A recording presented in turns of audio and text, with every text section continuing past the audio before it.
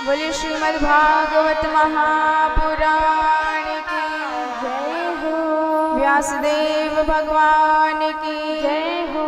सुखदेव भगवान की जय हो। सद्गुरुदेव भगवान की जय हो। हनुमंत लाल की जय हो। नंद के लाला की जय हो।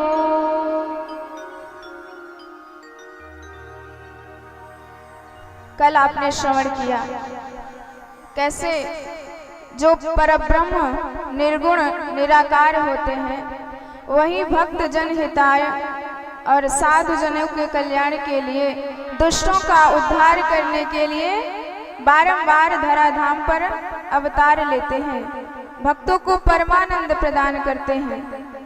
तो भगवान जब धराधाम पे आते हैं जो साक्षात आनंद की ही विभूति है, तो सारे धराधाम पर आनंद ही आनंद लहराने लगता है। आइए उसी आनंद से हम कथा की शुरुआत करते हैं और अपने मन को भगवान श्री सच्चिदानंद कृष्णचंद्र के चरणों में अर्पित करते हैं।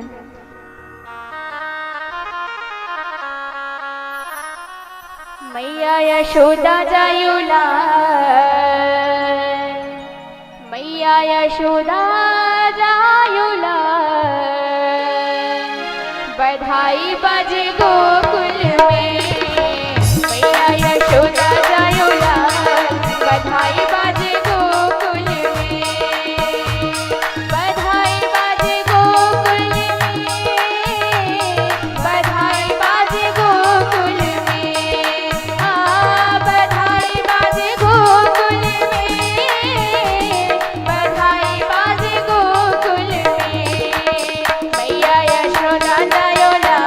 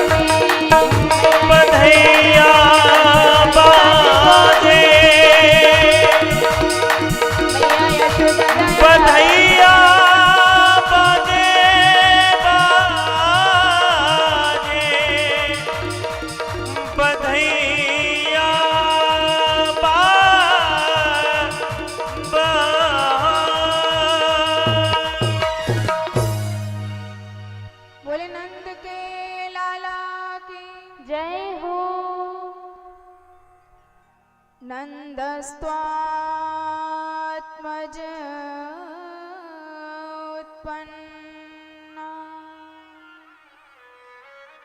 जाता लादो महामना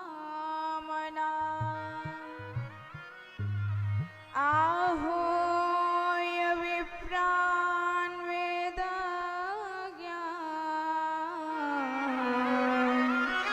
स्नातः शुचिरलङ्कृतः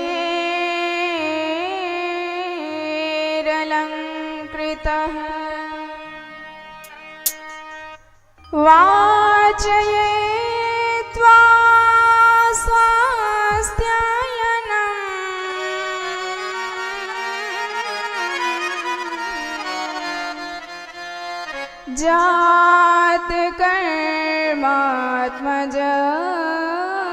जातकर्मात्मजस्य वै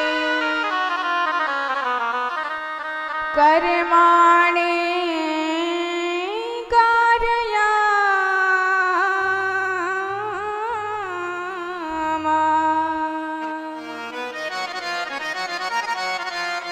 पुरस्कृत्य महोत्सवा तिलाद्रादेन शतनरत्ना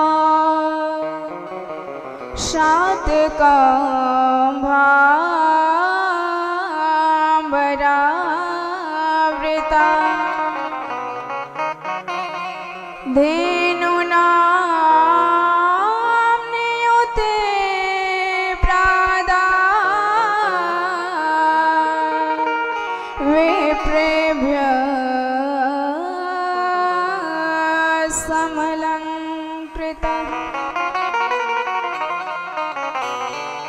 सुखदेव भगवान ने भगवान के दिव्य प्राकट्य उत्सव को 18 श्लोकों में बताया। 18 श्लोकों में वर्णन करके इतना आनंद प्रदान कर दिया कि मानो संपूर्ण श्रीमद् भागवत के 18,000 श्लोकों को संक्षिप्त करके 18 श्लोकों में ही वह आनंद भर दिया। इतना आनंद उमड़ा सच्चिदानंद के प्राकट्य उत्सव पर कि बड़े बड़े देवता, बड़े बड़े ऋषि मुनि गंधर्व भी उसका वर्णन नहीं कर सकते। जैसे ही बाबा को पता चला कि हमारे घर में एक लाला को जन्म भयो है, बाबा तो आनंद में इतने भर गए कि उनकी खुशी समा ही नहीं रही थी। जैसे ही लाला के दर्शन करवे के ताई जायवे लग गए, छोराओं ने रोक लिया। बाबा पहली बार अपने छोरा को दर्शन करने जा रहे हो है, तो ऐसे थोड़ी जाएंगे। तब क्या करे, छोराओं ने कहा बाबा आज आपको नैक सजनो धजनो पड़ेगो। बाबा ने कहा कि 90 साल के डोकराएं कहाँ सजाएगो। पर छोराओं ने कहा बाबा नैक सज के तो देख ले। तो बाबा ने कहा चल सजा। अब तो छोराओं ने बढ़िया रेशमी चमचमाती धोती निकाल के पहराई दी, बढ़िया चमचमाती बगलबंदी पहनाई दी, बढ़िया पगड़ी बांध दी, सिर पर माला वाला डाल दी, इत्र में मूछन में इत्र लगाए दियो, मुख में पान दबाए दियो और आंखन में मोटे मोटे काजल लगाए दियो और बढ़िया से सजाए के थापक थहुआ चंदन पोत दियो माथे पर। दर्पण दे के बोलो बाबा देख लो कैसो सजाए दियो हूँ। अब बाबा इतने आनंदित भये, कबहू अपनी माला संभारे, कबहू पगड़ी संभारे, कबहू मूछन पे ताव मारे और नैक मुस्कुराए के बोले छोराओं सच्ची सच्ची बताइयो कैसो लग रहा हूँ आज। छोरा ने कहा बाबा मत पूछ, इतनो सुंदर जच रहो है मानो आजे तेरो ब्याह भयो है। अब कौन कहेगो कि तू 90 बरस के डोकरा है गयो, तू तो एकदम 16 साल के झोकरा दिखाई दे रहे है। बाबा बड़े आनंद में मग्न पंडित जी को बुलवाया जात कर्म संस्कार करने के लिए। कार्यामास विधिवत पितृ देवार्चनम महत। पंडित जी आए, उच्च स्वर में स्वस्ति वाचन का पाठ किए, बाबा को बिठाए के जात कर्म संस्कार करावे लग गए। पंडित जी ने कहा कि बाबा ठाकुर जी पर नेक शक्कर चढ़ाओ। अब बाबा इतने आनंद में मग्न थे कछु होशे न, तो ठाकुर जी पर लय के अक्षत चढ़ाए दे। अब पंडित जी नाराज है गए, बाबा तो अक्षत की ना शक्कर की बात कर रहे हैं। अच्छा चलो मंत्र पढ़ के उन्होंने कहा कि जल चढ़ाओ ठाकुर जी पर, और बाबा ने लय के दूध चढ़ाए दे। पंडित जी बड़े नाराज भय, मंत्र कछु बोल रहे हैं और तेरे हाथ में जो लगे सबरे चढ़ाए जा रहे हैं। बाबा ने कहा देखो भाई, मन तो आनंद में चला गया है, पुत्र जन्म की आनंद है, और जब तक मैं छोरा का दर्शन नहीं कर लेता तब तक मेरो मन पूजा पाठ में लगवे वालों न है। अब जब इस प्रकार की बातें कही तो पंडित जी बड़े गदगद भये। आप तो संकल्प कह दो महाराज, बाकी सब विधि हम ही निपटा देंगे आपस में।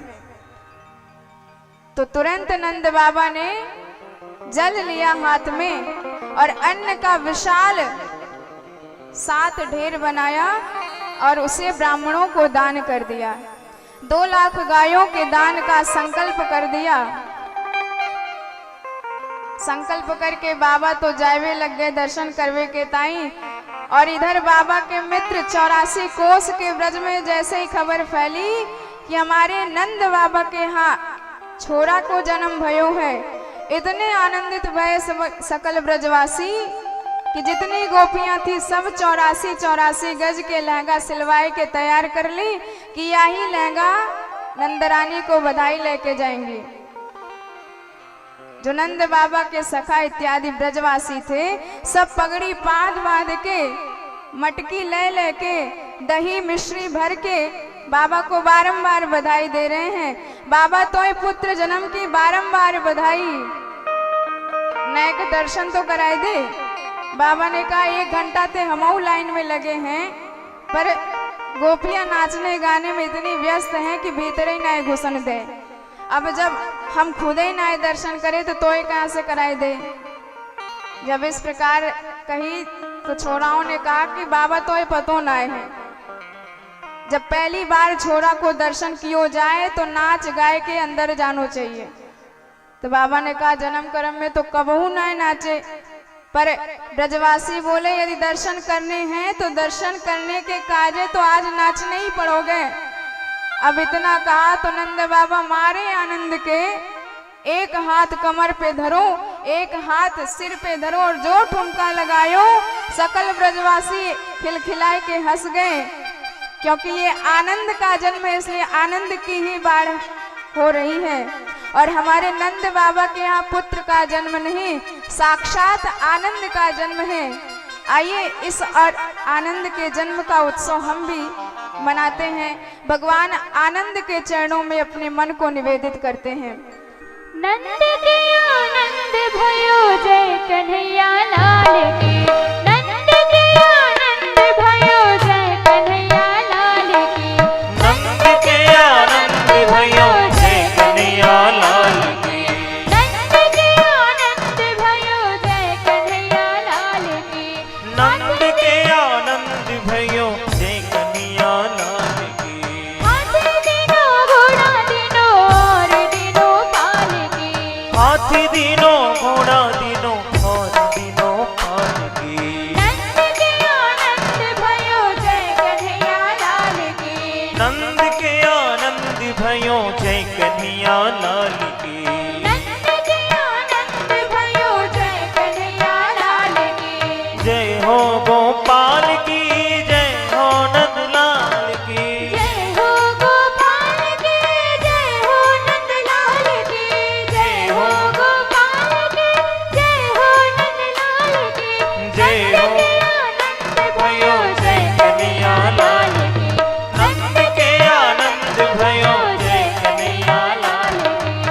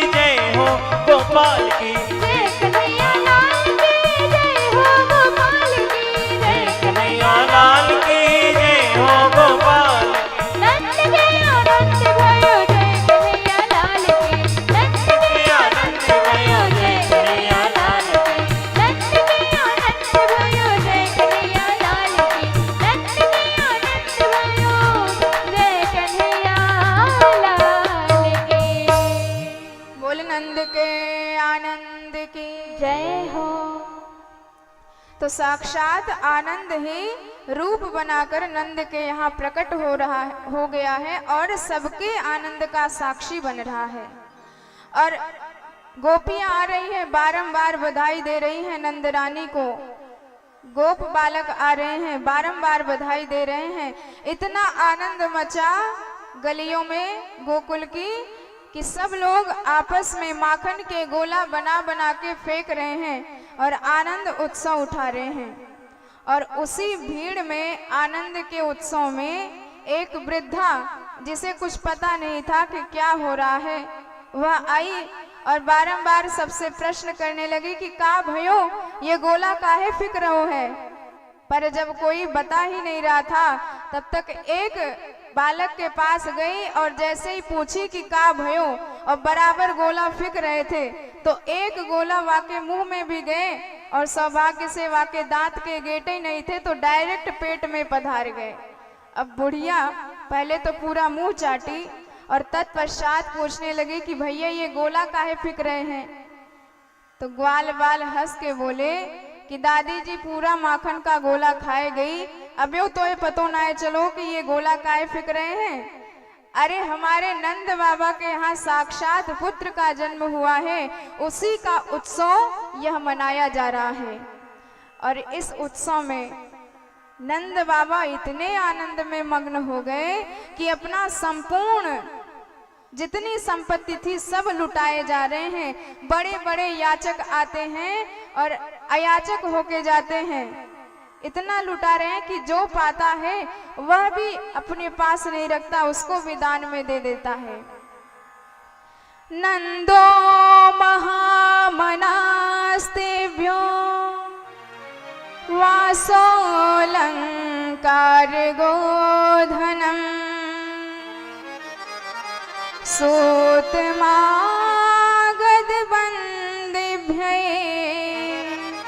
येन्ये विद्योपजीवनः।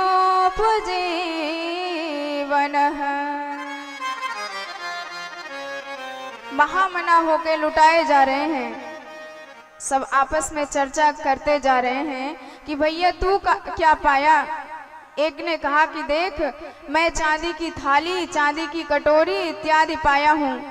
दूसरे ने कहा क्यों रे, तू चांदी लेवे गयो, देख मैं तो सोने की थाली, सोने को हार, सोने के आभूषण, सोने के अनेकानेक बर्तन इत्यादि पाया हूँ। तो वह कहने लगा कि तू सोना कहाँ से पाया। उसने कहा कि 5 नंबर के दरवाजे पर सोना बट रहा था। उसने कहा रे गलती हो गई, मैं तो 4 नंबर से ही लौट आया। तो वाने सबरे चांदी के बर्तन, चांदी की थाली कटोरी रास्ते में फेंकी और दौड़ लगाई दी 5 नंबर के दरवाजे पर। और वहां से जब सोने के समस्त आभूषण बर्तन लेके आयो तो प्रश्न किया किसी दूसरे ने कि तू क्या पाया। तो उसने कहा कि मेरे पास सोने के समस्त आभूषण बर्तन हैं। उसने कहा तू सोना लेने गया था, देख मेरे पास तो हीरे की अंगूठी, हीरे के हार, हीरे के अनेक बहुमूल्य आभूषण है। तो उसने कहा कि ये कहाँ मिल रहे थे। तो बताया कि 1 नंबर के दरवाजे पर बट रहे थे। तो आने सबरे सोने के आभूषण, थारी कटोरी रास्ते में फेंक दी और 1 नंबर के दरवाजे पर दौड़ लगाई दी। कहने का तात्पर्य है कि साक्षात भगवान नारायण के अवतार लेने के कारण महालक्ष्मी इतनी ज्यादा प्रसन्न हो गई कि गोकुल की गलियों में रमण करने लगी, सबको आनंद देने लगी। परम आनंद जब सबने प्राप्त किया, उत्सव मनाते मनाते बड़ी देर हो गई। देखिए ऐसा उत्सव आपको धरा धाम के अतिरिक्त अन्यत्र कहीं नहीं मिलेगा। जो रस आपको यहाँ धराधाम पर मिलेगा वह रस न आपको वैकुंठ में मिलेगा न स्वर्ग में मिलेगा।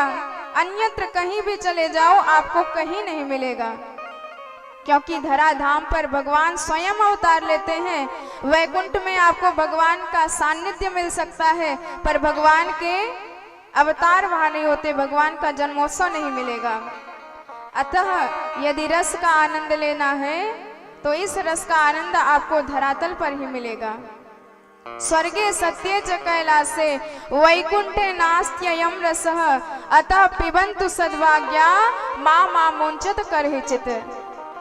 आप लोग सौभाग्यशाली हैं जो धरातल पर भारत भूमि में मनुष्य जन्म लिया है।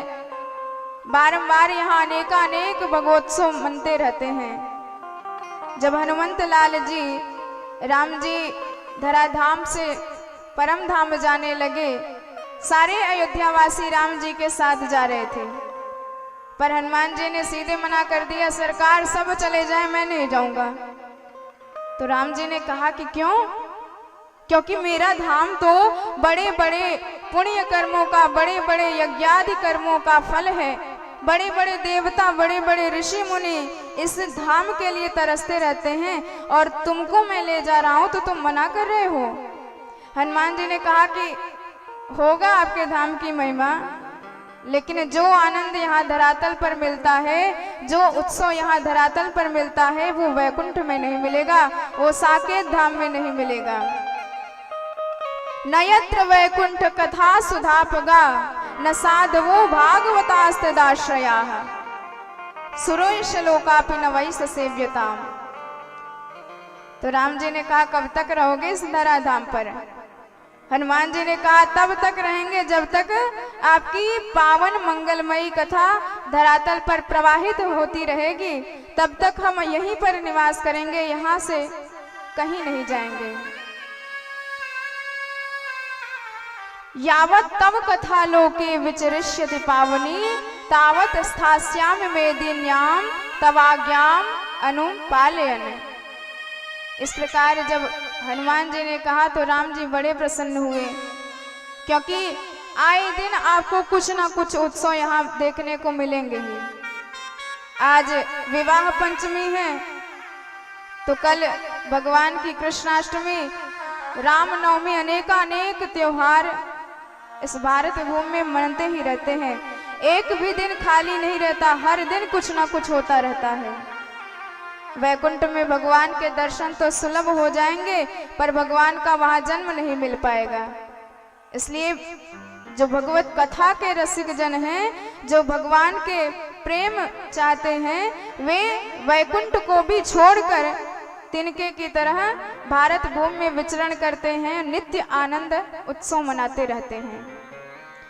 नंद बाबा को उत्सव मनाते बड़ी देर हो गई, कुछ दिन व्यतीत हो गए। अचानक उन्हें याद आया कि हम प्रतिवर्ष इस तिथि को कंस को कर दिया करते थे, वार्षिक कर, और यदि इस बार उसका कर नहीं पहुंचा तो न जाने कौन सा उत्पात खड़ा कर देगा। तो नंद बाबा ने अपने संपूर्ण गोकुल की रक्षा का भार कुछ प्रबुद्ध ग्वाल बालों के ऊपर छोड़ दिया और कहा कि तुम इसकी रक्षा करना, हम जा रहे हैं नंद को, हम जा रहे हैं कंस को वार्षिक कर दे के आएंगे। नंदः कंसस्तु वार्षिक्यम करम दातुम कुरुद्वः गोपान गोकुल रक्षायाम निरूप्य मथुराम गतः। और इधर जब नंद बाबा सामान लेके, वार्षिक कर लेके कंस के पास पहुंचे और कर चुका रहे थे, अचानक उनको वसुदेव जी ने देख लिया मथुरा में। जैसे ही वसुदेव जी ने देखा तो उनको चिंता होने लगी कि मैं तो अपने पुत्र को सुरक्षा की दृष्टि से गोकुल छोड़ के आया हूँ और ये नंद बाबा तो यहाँ भटक रहे हैं, कहीं मेरे बच्चे पर कोई आफत ना आ जाए, विपत्ति ना आ जाए। तो नंद बाबा से बोले, नंद बाबा जी राम राम। और जैसे ही वसुदेव जी ने वसुदेव जी को नंद बाबा ने मुड़ के देखा तो बाबा ने भी कहा राम राम। उन्होंने कहा कि तू कैसा मेरा मित्र है, तेरे पुत्र हुआ और तूने मुझे बताया भी नहीं, कम से कम इस आनंद में अपने मित्र को भी याद कर लेता। नंद बाबा ने कहा कि बात तो सही है आपकी, लेकिन मेरे यहाँ एक पुत्र हुआ है और हमने सुना है आपके यहाँ 8 पुत्र हुए थे और उस पापी कंस ने सबको ठिकाने लगा दिया। तो मेरी हिम्मत नहीं हुई कि एक पुत्र की खुशी तुझसे बताऊं, क्योंकि तेरे यहाँ इतना दुख है, इतना गम है, पुत्र की दुखी है, पुत्र का दुख है, मृत्यु हो गई है आपके समस्त पुत्रों की। तो इस प्रकार जब नंद बाबा ने कहा तो यह मित्रता की कितनी बढ़िया आचरण व्यवहार प्रदर्शित करता है कि दोनों मित्र, एक दुखी है एक सुखी है। तो जो दुखी है वह अपने दूसरे मित्र के सुख में सम्मिलित हो रहा है और जो दुखी है वह सुखी है, वह अपने मित्र के दुख में सम्मिलित हो रहा है। तो यही मित्रता का परिचय है। और जो अपने मित्र के दुख में सुखी होते हैं फिर वो परम पातकी कहलाते हैं। जेन मित्र दुख होई दुखारी, तिनहि बिलोकत पातक भारी। उनको तो देखने से भी पाप लगता है। बारंबार नंद बाबा वसुदेव जी से यही कह रहे हैं कि मेरी हिम्मत नहीं हुई कि मैं अपने एक पुत्र का सुख तुम्हारे अनंत पुत्रों के दुख के सामने व्यक्त करूं। अहो ते देव के पुत्रा कंसेन बहवो हतः, एकावशिष्टा वर्जा कन्या सापे दिवं गतः। और जब चर्चा चल ही रही थी, वसुदेव जी को लगा कि ये बातों में ही ऐसे व्यस्त रहेंगे, तो वसुदेव जी ने नंद बाबा से कहा कि बाबा मैं ज्योतिष को पक्को पंडित हूँ और मेरी ज्योतिष विद्या ये बता रही है कि तेरे गोकुल में कोई ना कोई उत्पात अवश्य आने वाला है। इसलिए मित्र मेरी बात मान, तो अब अपने गोकुल को प्रस्थान करें। इस प्रकार जब बताए तो नंद बाबा घबरा गए कि यदि इन्होंने शंका करी है तो अवश्य कुछ ना कुछ उत्पात आएगा गोकुल पर, क्योंकि इनकी बात कभी झूठी नहीं होती, ये परम सत्यवादी हैं। नंदः पथिवचम सौरे नाम ऋषेति विचिन्तयन्, हरिम जगाम शरणम उत्पातागम संकितम। परम दुखी हुए कि इनकी बात अगर सत्य हो गई तो मैं तो जीवित नहीं रह पाऊंगा। तो तुरंत माला निकाली और भगवान का नाम जपने लगे कि हे नारायण मेरे छोरा की रक्षा करना, मैं अभी अभी गोकुल को छोड़ के आया हूँ, कोई संकट ना आ जाए मेरे गोकुल पर। और इधर भगवान की प्रार्थना करते हुए चल दिए और उधर बाबा पहुंच नहीं पाए कि कंस की भेजी भई एक राक्षसी पूतना पहुंच गई गोकुल में। तो जब कंस ने आदेश दिया अनिर्दिशान निर्दशांश पूरा ग्राम ब्रजादिशु, कि गोकुल में जितने बच्चों ने जन्म लिया है 1 महीने के अंदर उन सबका वध कर डालो।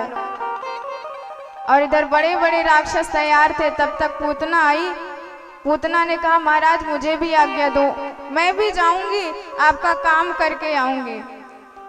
तो कंस ने कहा कि तुझे घर में घुसने कौन देगा, इतनी भयानक तेरी शक्ल काली कलूटी सी और इतने बड़े बड़े तेरे नख, घुसने कौन देगा इतने बड़े बड़े तेरे दांत। तो पूतना ने कहा महाराज आप आज्ञा दो, जरूरत पड़ी तो इस भयानक शक्ल पर मेकअप कर लूंगी और सुंदर बन जाऊंगी, रही बात दांतों की तो छोटा कर लूंगी, और इससे भी काम नहीं बनेगा तो घूंघट डाल लूंगी, लेकिन आपका काम करके ही आऊंगी। तो जब पूतना ने इस प्रकार कहा तो कंस ने कहा चल ठीक है, जब तेरी इच्छा है तो तू जा और जितने बच्चों ने जन्म लिया है सबका वध करके आना। पूतना तो चल दी कंस की भेजी भई गोकुल में। कंसेन प्रहिता घोरा पूतना बाल घातिनी। पूतना जो बच्चों का वध कर डालती है। इसका नाम ही है पूतान नयति, जो बच्चों को हर के ले जाती है और उनका वध कर डालती है और उनका आहार कर लेती है। और इधर अनेक गोपियों का झुंड नंदरानी के पास बधाई देने जा रहा था, तो यह भी उस झुंड में मिलकर भगवान के पास आई। और इधर जब सब बधाई दे रहे थे कि नंदरानी तो है बारंबार पुत्र के जन्म की बधाई, तो यह भी नाटक करने लगी कि बहन जैसे ही मैंने सुना तो या बुढ़ापे में परम लाभ भयो है, पुत्र को जन्म भयो है, तो मैं तो अपनी खुशी दबा ही नहीं पाई, सारे घर के काम काज छोड़ के तुझे बस बधाई देने चली आई। तो बेचारी यशोदा मैया तो बड़ी सशंकित है कि हे भगवान, ये मेरी बहन कहाँ से आ गई, आज तक तो इसकी शकल सूरत कबहू न देखी, पर सीधे पूछ लूंगी कि बहन तो पहचानो ना है तो बेचारी बुरा मान जाएगी। अरे होगी कोई चचेरी फुफेरी ममेरी या पास की रिश्तेदार, कुछ जरूर होगी। तो यशोदा मैया का नाम ही है यश ददाति स यशोदा, जो सबको यश प्रदान करे। तो यशोदा जी ने ऊपर से स्वागत किया कि बहन आप सबके आशीर्वाद का ही चमत्कार है कि इस बुढ़ापे में मुझे परम लाभ प्राप्त हुआ है। उन्होंने कहा कि जा वहाँ बालक सुलाया है तो उसके दर्शन करके आ, तब तो उससे आपस में बात करूंगी। अब पूतना गई भगवान के पास, और जैसे ही ठाकुर जी ने देखा कि पूतना मौसी आ रही हैं, तो भगवान तुरंत अपने नेत्रों को बंद कर लिए। विबुध्यताम बालक मारिकाग्रहम चराचरात्मा सन्मीलिते क्षणम। भगवान ने जैसे ही नेत्र बंद किए तो कई संत इसका अलग अलग अर्थ निकालते हैं। एक तो कहते हैं कि भगवान ने इसलिए नेत्र बंद किए, वैसे तो भगवान सर्वांतर्यामी है, सब कुछ जानते हैं कि किसके मन में कौन सा भाव है, किसके मन में अच्छाई छुपी है, किसके मन में बुराई छुपी है, सब कुछ जानते हैं। पर मानो भगवान ने इसलिए नेत्र बंद कर लिए कि मेरे दो ही जन्म हुए श्रेष्ठ, एक रामावतार और दूसरा कृष्णावतार, और मुझे लगता है दोनों ही श्रेष्ठ अवतारों में शुरुआत स्त्री वध से ही करनी पड़ेगी। पहले रामावतार में हमने ताड़का का वध किया था, अब लग रहा है कृष्णावतार में पूतना का वध करना पड़ेगा। इसलिए आंख बंद करके श्री गणेश का ध्यान कर रहे हैं। या फिर इसलिए नेत्र बंद किए कि भगवान ने सोचा कि हम तो आए हैं माखन मिश्री का स्वाद चखने, और अभी हमारी छठी है, हम तो ठीक से बड़े भी नहीं हुए, और ये मौसी जी आ गई जहर पिवाने। तो भैया जहर पीने का काम तो भोलेनाथ का है, तो मानो भगवान का ध्यान करके, भोलेनाथ का ध्यान करके कृष्ण भगवान कहते हैं कि हे शिव जी, जब समुद्र मंथन में हजारों टन विष निकला था तो आपने अंजलि बांध करके एक ही घूंट में गटक लिया था। तो अभी तो हम छोटे हैं, अभी जहर पीने का अभ्यास नहीं हुआ, इसलिए आपका ध्यान करते हैं, जहर विष आप पी जाओ, बाकी दूध हम पी लेंगे। पूतना स्तनों में विष लगा के आई है भगवान को मारने की विद्वेषणा से ग्रसित होकर। या फिर मानो भगवान ने इसलिए नेत्र बंद किए कि भगवान कहना चाहते हैं कि शास्त्र ये कहते हैं दृष्टिपात उसी पर करो जो आपकी दृष्टि का पात्र है, सत्पात्र पर दृष्टिपात करो, कुपात्र पर कभी ना करो। रामावतार में भी एक देवी जी आई थी मेकअप करके, बड़ा सज धज के, शूर्पणखा जी, पर भगवान ने उनकी तरफ देखा भी नहीं। जब भगवान के पास आई और कहने लगी कि मैं आपको पति बनाना चाहती हूँ, अब तक आपके जैसा देखा नहीं था, मेरी जैसी कोई सुंदरी स्त्री नहीं होगी, आपने देखी नहीं होगी। वैसे तो बहुत बढ़िया आप भी नहीं हो, बहुत सुंदर आप भी नहीं लगते, काले राम हो, फिर भी आपसे काम चला लूंगी, मन माना कछु तुम्हें निहारी। जब इतना कहा राम जी से, राम जी नीचे सर किए बड़ा मुस्कुरा रहे हैं कि बड़ी बेशरम है, ये भारत की स्त्री हो ही नहीं सकती, ये लगता है विदेशी स्त्री है, क्योंकि भारत की स्त्रियों की पहचान है लज्जा और सुशीलता। तो राम जी ने सोचा जब इसकी नाक ही नहीं है, राम जी ने जब पूछा, उन्होंने कहा कि क्या आपके भाई और पिताजी नहीं है आपके लिए पति की खोज करने के लिए? तो उसने कहा हमारे यहाँ तो हम खुद खोज के लाते हैं। भगवान ने कहा इसकी इज्जत ही नहीं है, प्रतिष्ठा ही नहीं है, तो इसके इस शरीर पर नाक रहने की क्या आवश्यकता। तो लखन लाल जी को आदेश दिया, लखन लाल जी ने उसको बिना नाक कान का कर दिया। तो भगवान ने उसकी तरफ दृष्टिपात नहीं किया, क्योंकि वह सत्पात्र नहीं थी, और जानकी जी की तरफ देखकर काम चला लिया। सीता ही चेतई कही प्रभु बाता। पर इधर श्याम जी सोचते हैं कि अभी तो हम छोटे से हैं, हमारी श्री जी दाएं बाएं कहीं दिखाई नहीं दे रही हैं, इसलिए जब कोई दृष्टि का पात्र ना मिले तो आंख बंद कर लो, लेकिन देखो ना। तो भगवान को आंख बंद किए जब इसने देखा तो इसको लगा कि बच्चा शायद सो रहा है, और जैसे कोई गलती से रस्सी की सर्प को रस्सी समझ के उठा लेता है, ऐसे ही इसने भगवान को साधारण शिशु समझ लिया और गोद में उठा लिया, और अपना विष लगा हुआ स्तन भगवान के मुख में दे दिया। गाढ़ाम कराभ्याम भगवान प्रपीड्य प्राणै समः रोष समन्वित पिबत।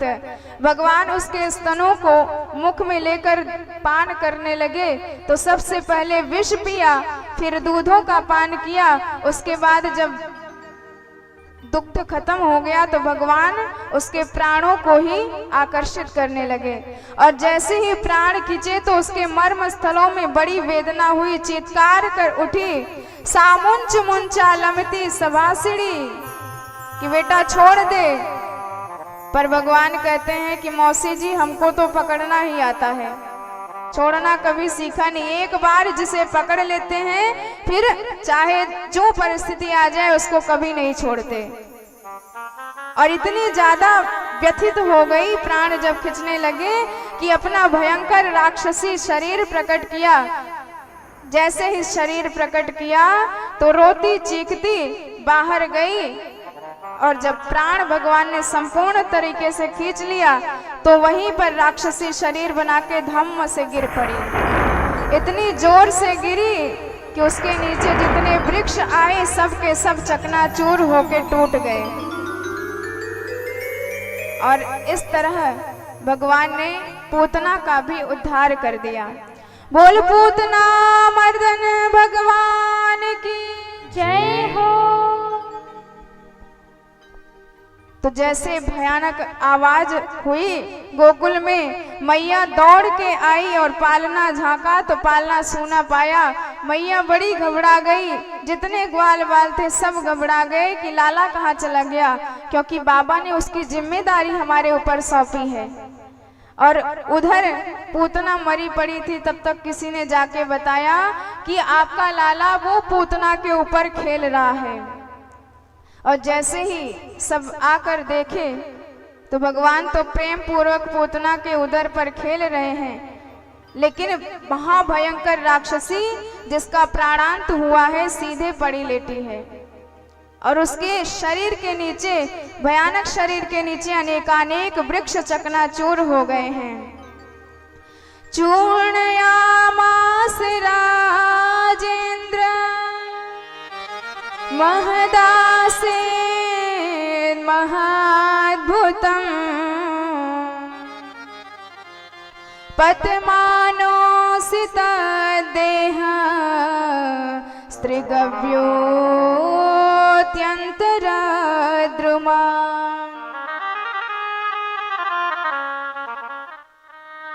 कैसे कैसे करके भगवान को वहां से उतारा। उसके बाद सब ग्वाल बाल तर्क करने लगे कि भैया ये पूतना कैसे मर गई। आपस में तर्क कर रहे हैं। किसी ने कहा मुझे लगता है ये भगवान लाला को लेके भाग रही होगी, सो लगी ठोकर और धम्म से गिर पड़ी। तब तक एक ने कहा क्यों रे, यदि ये ठोकर से गिरती तो सीधे ना गिरती, ये देख एकदम सीधे गिरी है। ठोकर से तो मुंह के बल गिर जाता है व्यक्ति, सब तर्क वितर्क कर ही रहे थे। इतने में नंद बाबा आ गए। सबने कहा कि बाबा, ये राक्षसी तेरे लाला को लेके भाग रही थी, येन केन प्रकारेण इसकी रक्षा हुई है। बाबा ने जब सुना तो उनकी धड़कन तेज हो गई कि भैया, वसुदेव ने एकदम सही शंका व्यक्त करी थी। उसने बताया कि तुम्हारे गोकुल पर कोई विपत्ति आने वाली है, लेकिन जैसे ही उसने बताया, मैंने तुरंत भगवान से अरदास लगाई कि हे नारायण, मेरे सोरा की रक्षा करियो। तो देख, नारायण ने कृपा कर दी और एक धमुकरा धर दियो, सो इसका उद्धार कर दिया। पर सबने कहा कि लाला ने राक्षसी के शरीर का स्पर्श कर लिया है, इसलिए अपवित्र हो गया है। तो यशोदा मैया गाय के गौमूत्र और गौरज से लाला का स्नान कराती हैं और गाय के पूंछ से लाला को झाड़ती हैं 8 श्लोकों में। और यदि किसी बच्चे को नजर या टोना लग जाए, गाय के पूंछ से इन्हीं 8 श्लोकों को पढ़ के झाड़ा दे दिया जाए तो उसकी सारी अलाए बलाएं टल जाती हैं। इंद्रियाणि ऋषिकेशं प्राणानारायणो वतो श्वेतद्वीपपते शेतं मनोयोगेश्वरो वतो। इस प्रकार मैया ने भगवान के ही नाम से भगवान को झाड़ा दिया कि जो ऋषिकेश भगवान हैं वो मेरे लाला के इंद्रियों की रक्षा करें, जो श्वेत द्वीप के पति हैं वो मेरे लाला के चित्त की रक्षा करें। इस प्रकार लाला के संपूर्ण अंगों की सुरक्षा अनेकानेक भगवानों का नाम लिया कि ये करें। और बाद में नंद बाबा ने सबसे कहा कि इस राक्षसी का अभी अंत करना होगा, क्योंकि यदि ये सड़ने लगी तो पूरे गोकुल का वातावरण प्रदूषित हो जाएगा। तो जितने ब्रजवासी थे लय लय कुल्हाड़ी गए और पूतना के शरीर को काट काट के छोटा कर दिया और अनेक चिताएं बनाई और सब में आग लगा दी। सुखदेव जी कहते हैं, लेकिन परीक्षित, चिताओं में जैसे ही आग लगाई गई उसमें से इतनी दिव्य सुगंध निकली कि संपूर्ण वातावरण उस दिव्य सुगंध से सुवासित हो गया। तो परीक्षित ने कहा कि महाराज, इतनी पापिनी राक्षसी और इसके शरीर से ये दिव्य सुगंध कैसे निकली? सुखदेव जी कहते हैं कि परीक्षित, अब इसे पापी कहेगा क्यों? कौन? क्योंकि जिस राक्षसी के गोद में जाकर भगवान ने स्वयं दुग्ध पान किया है, जिसने मातृभाव से भगवान को दुग्ध पिलाया है, तो गोविंद उसे माँ जैसा ही दिव्य स्थान, दिव्य परम धाम प्रदान करेंगे। इसलिए यह भगवान की कृपा पात्र बन गई है, अब पापिनी नहीं रह गई। वैसे तो इसका संपूर्ण परिचय सुनो, कहीं से भी इसका चरित्र पवित्र नहीं है। पूतना लोक बालग्नि राक्षसी रुधिरासना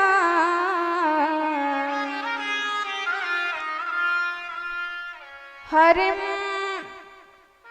स्तनम दत्वापसद गए जिघांसयापि हरे। तो इसका पूर्ण परिचय सुनो। सबसे पहले तो यह राक्षसी, इसका नाम ही बेकार है। पूतना, पूतान नयति, अथवा यह किसी के भी पुत्र को जीवित नहीं रहने देती, इतना इसका अपवित्र चरित्र है। और तो और इसका आहार भी अच्छा नहीं, ना नाम अच्छा, ना आहार अच्छा, ना व्यवहार अच्छा, ना कर्म अच्छा। व्यवहार इसका है हमेशा विद्वेषणा से ग्रसित रहती है। और इसका आहार है कि मांस का सेवन करती है, अपवित्र आहार का सेवन करती है। कभी भी भगवान का नाम नहीं लिया, कभी भी किसी से प्रेम पूर्वक व्यवहार नहीं किया, पर न जाने कौन से गुण पर दयानिधि रीझ जाते हैं। यही हरि ग्रंथ, यही सब ग्रंथ कहते हैं, यही हरि भक्त कहते हैं। न जाने कौन से गुण पर दया निधि रीझ जाते हैं। निमंत्रण था सुयोधन का, सुव्यंजन टाल जाते हैं। पहुंचकर विदुर जी के घर भोग छिलकों का लगाते हैं। न जाने कौन से गुण पर दया निधि रीझ जाते हैं। दुर्योधन ने इनका आमंत्रण किया, अनेकानेक राज व्यंजन बनवाए, अनेकानेक पकवान बनवाए, पर ठाकुर जी ने उन समस्त पकवानों को तिनके की तरह त्याग दिया। विदुर जी के घर गए और छिलके खाए, उसी पर परम प्रसन्न हो गए। जिस द्वेषी के अंदर भगवान दोषों का दर्शन नहीं कर सकते, तो यदि कोई सच्चे मन से उनका भक्त बन जाए तो फिर ठाकुर जी उसका उद्धार क्यों नहीं करेंगे। इसलिए हमारा काम केवल एक ही है, सब कुछ छोड़ छाड़ के भगवान के चरणों में विशुद्ध भक्ति प्राप्त करना, विशुद्ध प्रेमा भक्ति प्राप्त करना। जैसे क्रोधी के स्वभाव में क्रोध छिपा रहता है उसके रोम रोम में, बात बात पर उसकी क्रोध से आंखें लाल हो जाया करती हैं, बात बात में क्रोध बरसता रहता है। ऐसे ही भगवान इतने करुणावतार, इतने करुणा विग्रह, इतने भक्त वांछा कल्पतरु हैं कि इनके समस्त व्यवहार में करुणा झलकती रहती है। एक बहाना मात्र मिल जाए तो भगवान करुणा की बरसात कर देते हैं। बस भगवान को बहाना चाहिए। और इतना तक भगवान ने आशीर्वाद दिया इस पूतना को कि यदि कोई भगवान के द्वारा इस पूतना मर्दन की कथा का श्रवण करता है तो उसे उसके जीवन में विशुद्ध पराभक्ति प्राप्ति होती है। ये एतत् पूतना मोक्षद शृणुयादपि यो निरः। इस प्रकार भगवान ने पूतना का उद्धार किया। और यशोदा मैया भगवान से इतना प्रेम करती हैं कि नित्य प्रतिदिन कुछ ना कुछ उत्सव, कुछ ना कुछ त्योहार मनाती रहती हैं। धीरे धीरे लाला जब 6 महीने के हो गए तो यशोदा मैया ने एक दिन बड़ा दिव्य उनका श्रृंगार करके उनको पालने में लिटा दिया। और पालने में लेटे लेटे ठाकुर जी ने जब करवट बदल ली, और जैसे ही यशोदा मैया ने करवट बदलते ठाकुर जी को देखा तो इतने आनंद में मग्न हो गई कि आज मेरे लाला इतने बड़े हो गए कि यानी अपने आप ही करवट बदल रही। तो तुरंत नाई को बुलाया और कहा कि पूरे ब्रज में दुहाई लगवा दो कि आज करवट बदलने का विलौआ है। और समस्त ब्रजवासी गोपियां मैया के पास आई। मैया तो एक करवट बदलने के लाला की बारंबार बधाई। मैया ने कहा कि धीरे बोलो, अभी लाला सो रहा है। तो गोपियों ने कहा कि जब तूने विलौआ भेजा है, हम आई हैं तो नाचेंगी गाएंगी तो शोर तो मचेगो। यदि तुम्हें लाला ही सुहानो तो हमें काहे बुलाई। तो यशोदा जी ने कहा चिंता मत करो, और लाला के पालना उठाई और ले जाके एक गाड़ी के नीचे रख दी, बैलगाड़ी जिसमें बैल नहीं थे। और कंस का भेजा हुआ शकटासुर उसी गाड़ी पे आकर सवार हो गया, उसी गाड़ी में विराजमान हो गया और उसके नीचे भगवान पालने में लेटे हुए हैं। और आंगन में जितने मटका इत्यादि थे सब ले जाके उसी गाड़ी के ऊपर रख दिया। अब पूरा आंगन खाली कर दिया कि अब प्रेम से गाओ बजाओ। और जब गोपियां भाव से गाने लगी, ठुमका लगा के नृत्य करने लगी, शोर हुआ और कन्हैया की नींद खुल गई। और जैसे ही कन्हैया के कान में आवाज पहुंची तो भगवान ने कहा कि गाने गाए जा रहे हैं और नृत्य हो रहे हैं और जाके नाम के गीत गाए जा रहे हैं, वो यहाँ पालने में गाड़ी के नीचे लटक रहे हैं। तो कैसे पहुंचा जाए? अभी तो हम छोटे से हैं, खुद से चल के तो जा नहीं सकते। लेकिन बाला नाम रोदनम बलम, यदि बच्चा रोए तो मैया उस पर तुरंत ध्यान देती है। तो भगवान बड़ी उच्च स्वर से रुदन करने लगे, पर बड़ी देर तक गला फाड़ के रोते रहे। जब किसी ने नहीं सुना तो भगवान को लगी गुस्सा। नैवा शृणोद वा रुदितम सुतस्य सा रुदन स्तनार्थे चरणाभु दक्षिपत। और इतनी जोर से गुस्सा आई सरकार को कि भगवान ने एक लात उठा के गाड़ी में मारी तो पूरी गाड़ी आकाश में उड़ाई दी और आकाश से नीचे आई गाड़ी चकनाचूर हो गई। जितने माट मटका थे सब फूट गए और इतनी तेज से भयंकर आवाज हुई। मैया दौड़ के आई तो देखी टूटी गाड़ी और फूटे मटका, तो बेचारी विचार करने लगी कि आधी तूफान आयो ना आए, बैल सांड कोई निकरो ना आए, तो ये धरी धरी गाड़ी कैसे टूट गई। तो एक ग्वाल ने कहा कि मैया मैं बताऊं, तेरो लाला बड़ी देर से गला फाड़ के रो रहे थे और मैंने सोचा कि मैं इसे तुम्हारी गोद में दे दूं, पर जैसे ही पास में आया तेरे लाला ने इतनी जोर से लात मारी कि पूरी गाड़ियां उड़ाए दी।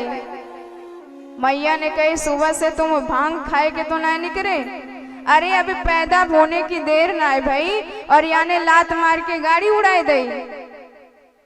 विश्वास नहीं हुआ क्योंकि मैया का वात्सल्य भाव है, पुत्र भाव है लाला के प्रति।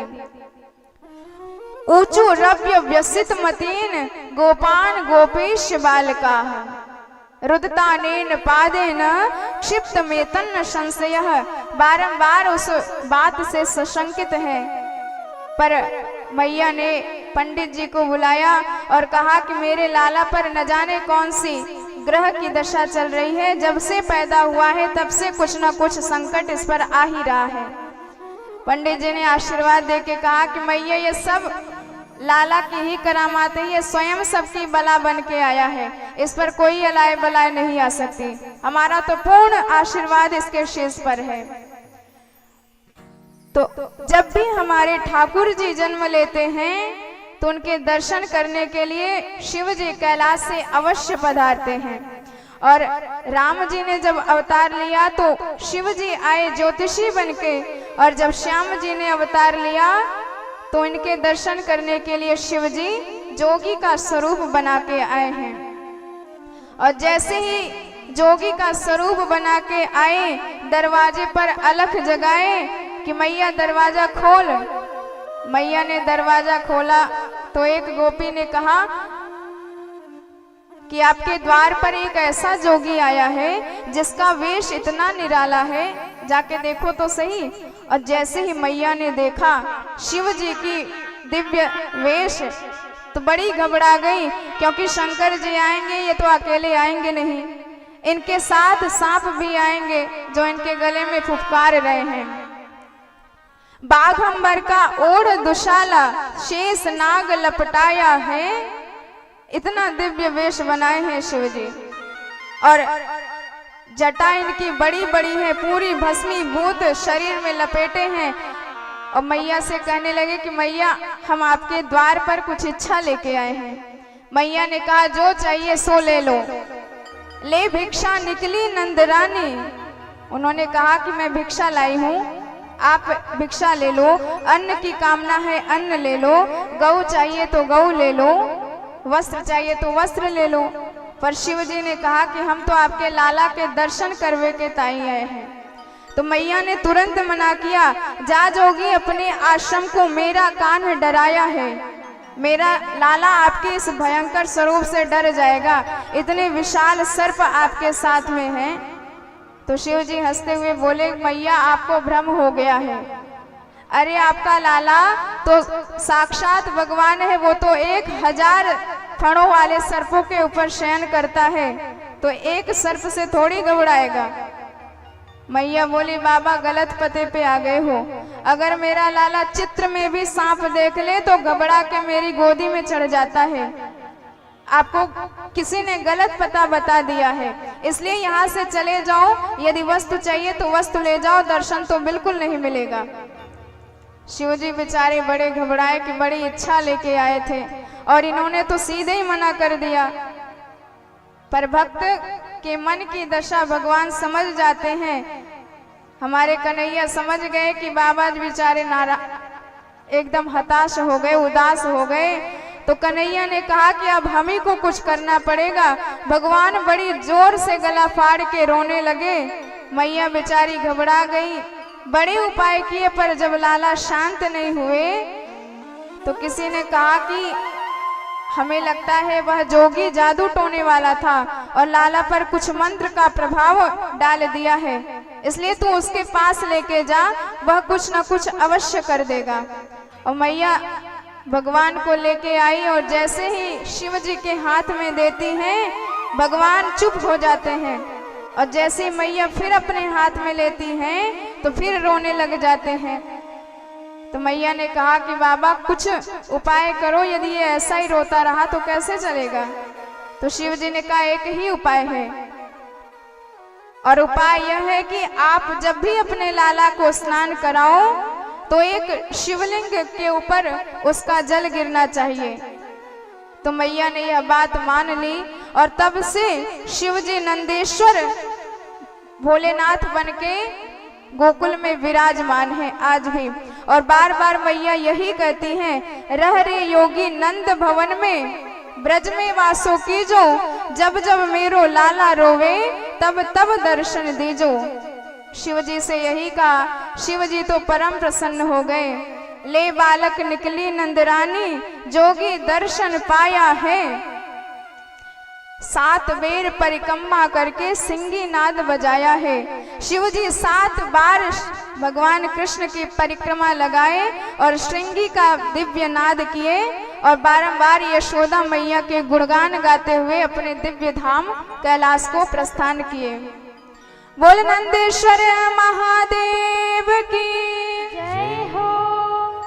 आइए इस झांकी को भजन के माध्यम से श्रवण करते हैं, तत्पश्चात कथा में आगे प्रवेश करेंगे। आज गोकुला की गलियों में नाचे जोगी मतवाला, आज गोकुला की गलियों में नाचे जोगी मतवाला, आज गोकुला की गलियों में नाचे जोगी मतवाला, आज गोकुला की गलियों में नाचे जोगी मतवाला। अलग निरंजन खड़ा पुकारे, देखूंगा यशोदा लाला, अलग निरंजन खड़ा पुकारे, देखूंगा यशोदा लाला। आज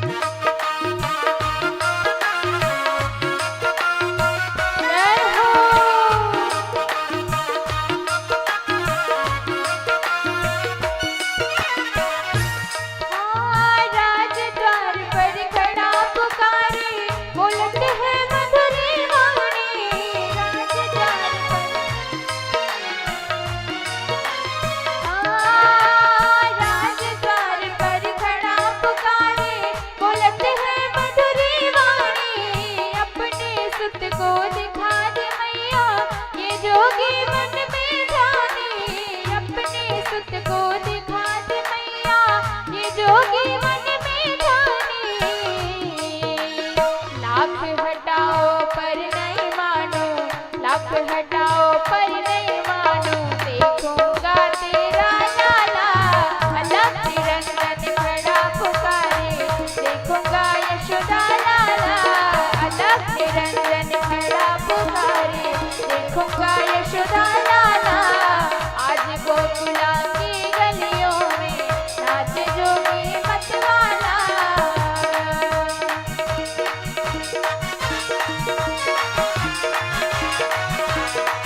गोद लिए माँ तो यशोदा द्वार पे आई, अपने सत्य को गोद लिए अति विभोर हो शिव जोगी ने, बाल रूप के दर्श किए, अति विभोर हो शिव जोगी ने, बाल रूप के दर्श किए।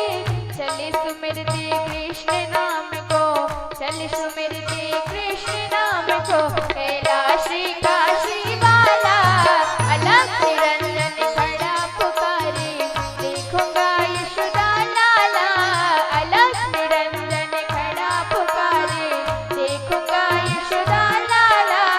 आज गोकुला की गलियों में नाचे जोगी मतवाला, आज गोकुला की गलियों में नाचे जोगी मतवाला, अलग निरंजन खड़ा पुकारे, देखूंगा यशोदा लाला, अलग निरंजन खड़ा पुकारे, देखूंगा यशोदा लाला, अलग निरंजन खड़ा पुकारे, देखूंगा यशोदा लाला। बोले शंकर भगवान की। जय हो। तो शिव जी बारंबार भगवान की सराहना करने लगे कि धन्य है गोविंद, आप भक्ति के और प्रेम के वश होकर कैसे कैसे रूप धारण कर लेते हैं और कैसे कैसे अपने भक्त को परमानंद प्रदान करते हैं। सूरदास वैकुंठ धाम में धन्य यशोमती माया है, तीन लोक का करता धरता जिसकी गोद में आया है। साक्षात जो त्रैलोक्य के जगदीश्वर हैं, जगन्नाथ है, जगदात्मा है, वही परब्रह्म परमात्मा यशोदा मैया के गोद में छोटा सा लाला बनकर क्रीड़ा कर रहे हैं, परम आनंद प्रदान कर रहे हैं। तो भगवान तो भक्ति के वश है ही और भक्ति के द्वारा ही बांधे जा सकते हैं। आप यदि चाहो कि उनको ज्ञान से, उनको बल से बांध सके, तो दुनिया में कोई ऐसा पैदा नहीं हुआ जो भगवान को ज्ञान से, बल से बांध सके। पर यदि आपके अंदर विशुद्ध भक्ति है तो अपने आप भगवान आपके बंधन में आ जाते हैं। प्रबल प्रेम के पाले पड़कर प्रभु को नियम बदलते देखा। भगवान प्रेम के वश में होकर नियम को भी बदल डालते हैं, नियम को भी परिवर्तित कर देते हैं। यही बात कुंती मैया कहती है कि ठाकुर जी, जब आपकी भ्रिकुट नेक टेढ़ी हो जाए तो आपकी भ्रिकुट टेढ़ी होने से त्रैलोक्य कांप जाता है, पर वही भगवान इतने समर्थ होते हुए भी जब यशोदा मैया क्रोध करती हैं, डंडा दिखाती हैं, तो रोने लग जाते हैं। दामोदरम, जब इस प्रकार कुंती मैया भगवान की स्तुति करती हैं तो ठाकुर जी कहते हैं कि मैया, भक्ति के हम सदैव वश में रहते हैं, भक्ति से हम प्राप्त किए जा सकते हैं, भक्ति से हम बांधे जा सकते हैं। लेकिन जीवन में यदि सरल भक्ति हो तभी, क्योंकि कई प्रकार की भक्ति होती है, कामना भी होती है, वासना भी होती है। ऐसी भक्ति नहीं होनी चाहिए जिसमें हेतु हो, अहेतु की भक्ति होनी चाहिए। तो भगवान थोड़े से और बड़े हुए, 1 साल के हो गए और एक दिन यशोदा मैया भगवान को गोद में लेकर दुग्ध का पान करा रही थी और दूध पीते पीते भगवान ने जैसे ही तिरछी नजर घुमाई तो ठाकुर जी ने देखा कि कंस का भेजा हुआ एक और राक्षस आ रहा है। जैसे ही भगवान ने देखा कि एक राक्षस और रहा है जिसका नाम है तृणावर्त, अर्थात तृणावर्त का मतलब होता है बवंडर। तो वह राक्षस आ रहा था। तो भगवान ने सोचा कि मैया हमको गोद में ली है और मामा जी ने हमारे लिए एक अलग से बढ़िया व्यवस्था भेज दी है।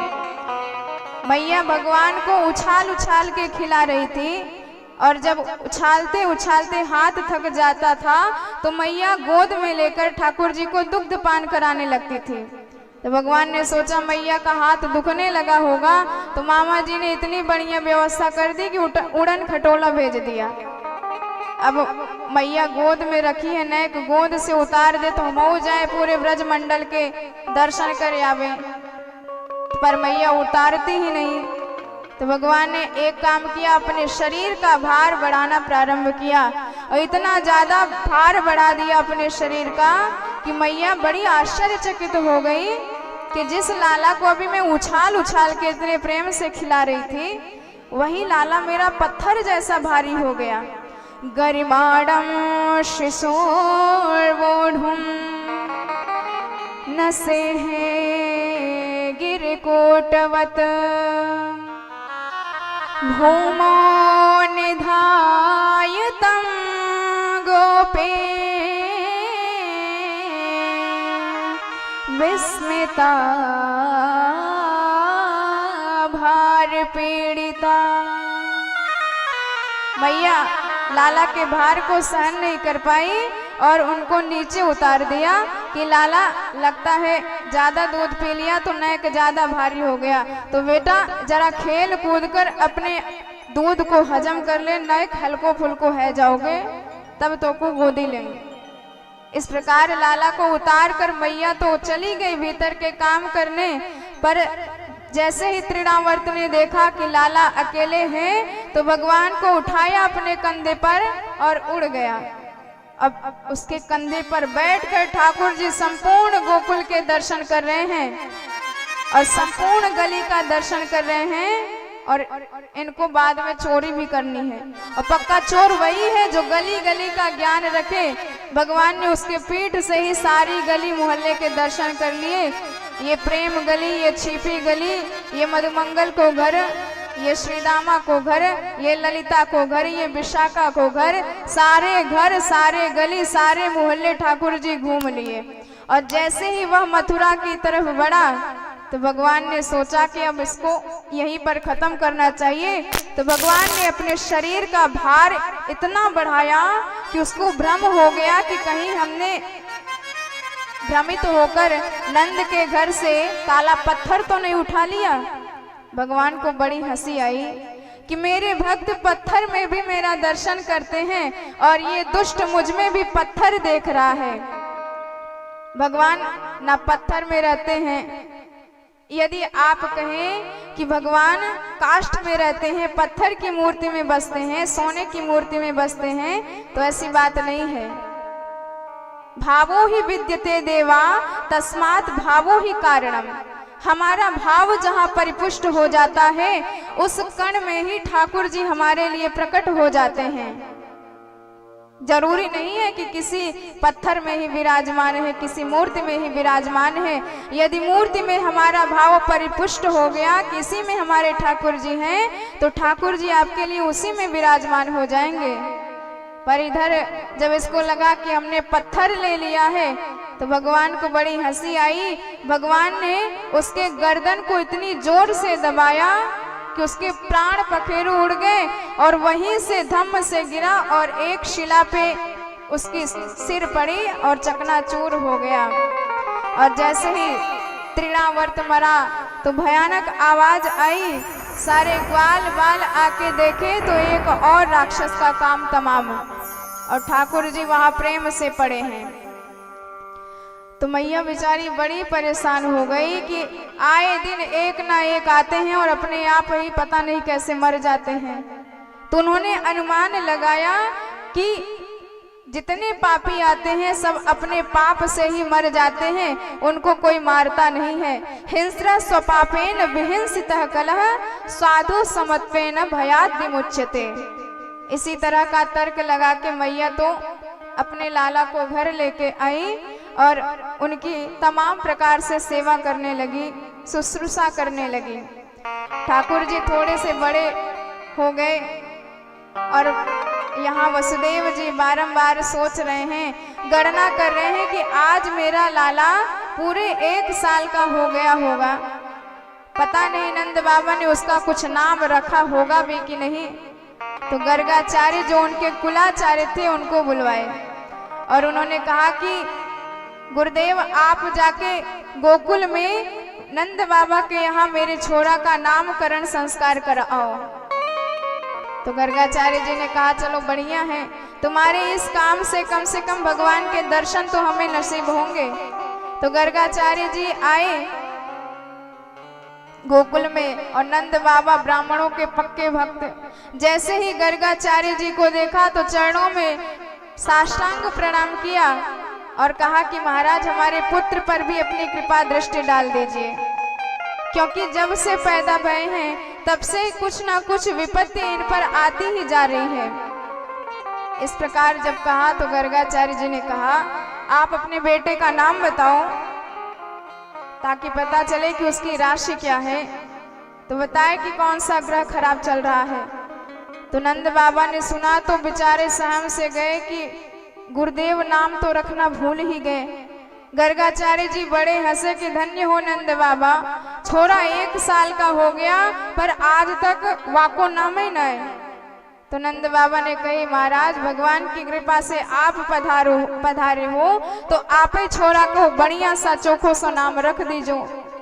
तो गर्गाचार्य जी ने कहा कि बात तो ठीक है, लेकिन अगर तुम नामकरण संस्कार उत्सव को बड़े भाव से मनाओगे तो यदि यह खबर मथुरा तक पहुंच गई और कंस के कान में पहुंच गई तो कंस तेरे लाला को अपने लिए खतरा समझ लेगा, क्योंकि वह तो ढूंढ ही रहा है कि जितने बच्चे हैं उन सबको मार डालूं। और यदि मैंने तेरे लाला का नामकरण संस्कार किया तो मेरा परिचय जानता है कि मैं कौन हूँ। गर्गाद यत कुलाचार्याद, मैं यादवों का कुलाचार्य गर्ग हूँ। और यदि मैंने तुम्हारे बेटे का नाम रखा तो उसको शंका हो जाएगी कि यादवों के कुलाचार्य होके नंद बाबा के पुत्र का नाम कैसे रखने गए, और कहीं गलती से तुम्हारे लाला को वसुदेव का लाला समझ लिया तो तुम्हारे बेटे पर विपत्ति आ जाएगी। तो एक ही उपाय है, यदि नाम रखवाना है तो चुपचाप रखो, किसी को भनक ना पड़ने पावे।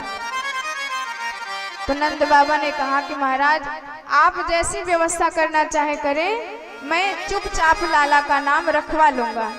अलक्षितोस्मिन् रहसे माम कैरपि गोव्रजे, इस प्रकार कह दिया। तो गर्गाचार्य जी गौशाला में जाके विराजमान हो गए और इधर नंद बाबा ने यशोदा मैया से कहा कि गर्गाचार्य जी नाम रखने के लिए गौशाला में विराजमान है, तुम दोनों छोरा को लेकर आओ और इनका नाम रखवाओ।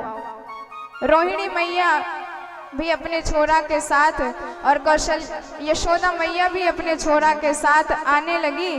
तो रोहिणी मैया ने कहा कि बहन मैंने इस बाबा का बड़ा नाम सुना है, मैंने सुना है कि बड़ा विद्वान है, तो चलो या की परीक्षा ली जाए।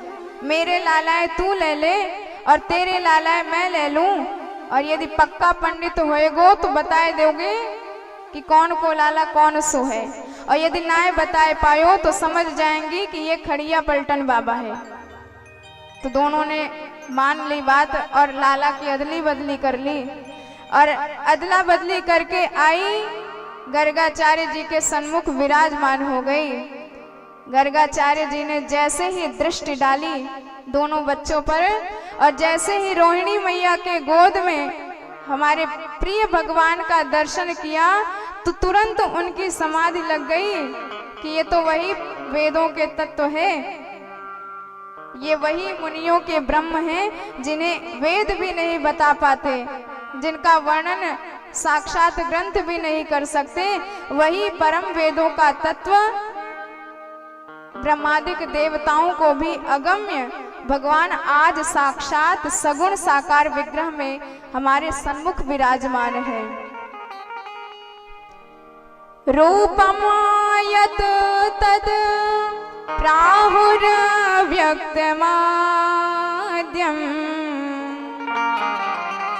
ब्रह्म ज्योतिं निर्गुणं निर्विकारं सत्ता मात्रं निर्विशेषं निरेहं सतो साक्षात् विष्णुरध्यात्मदीपः।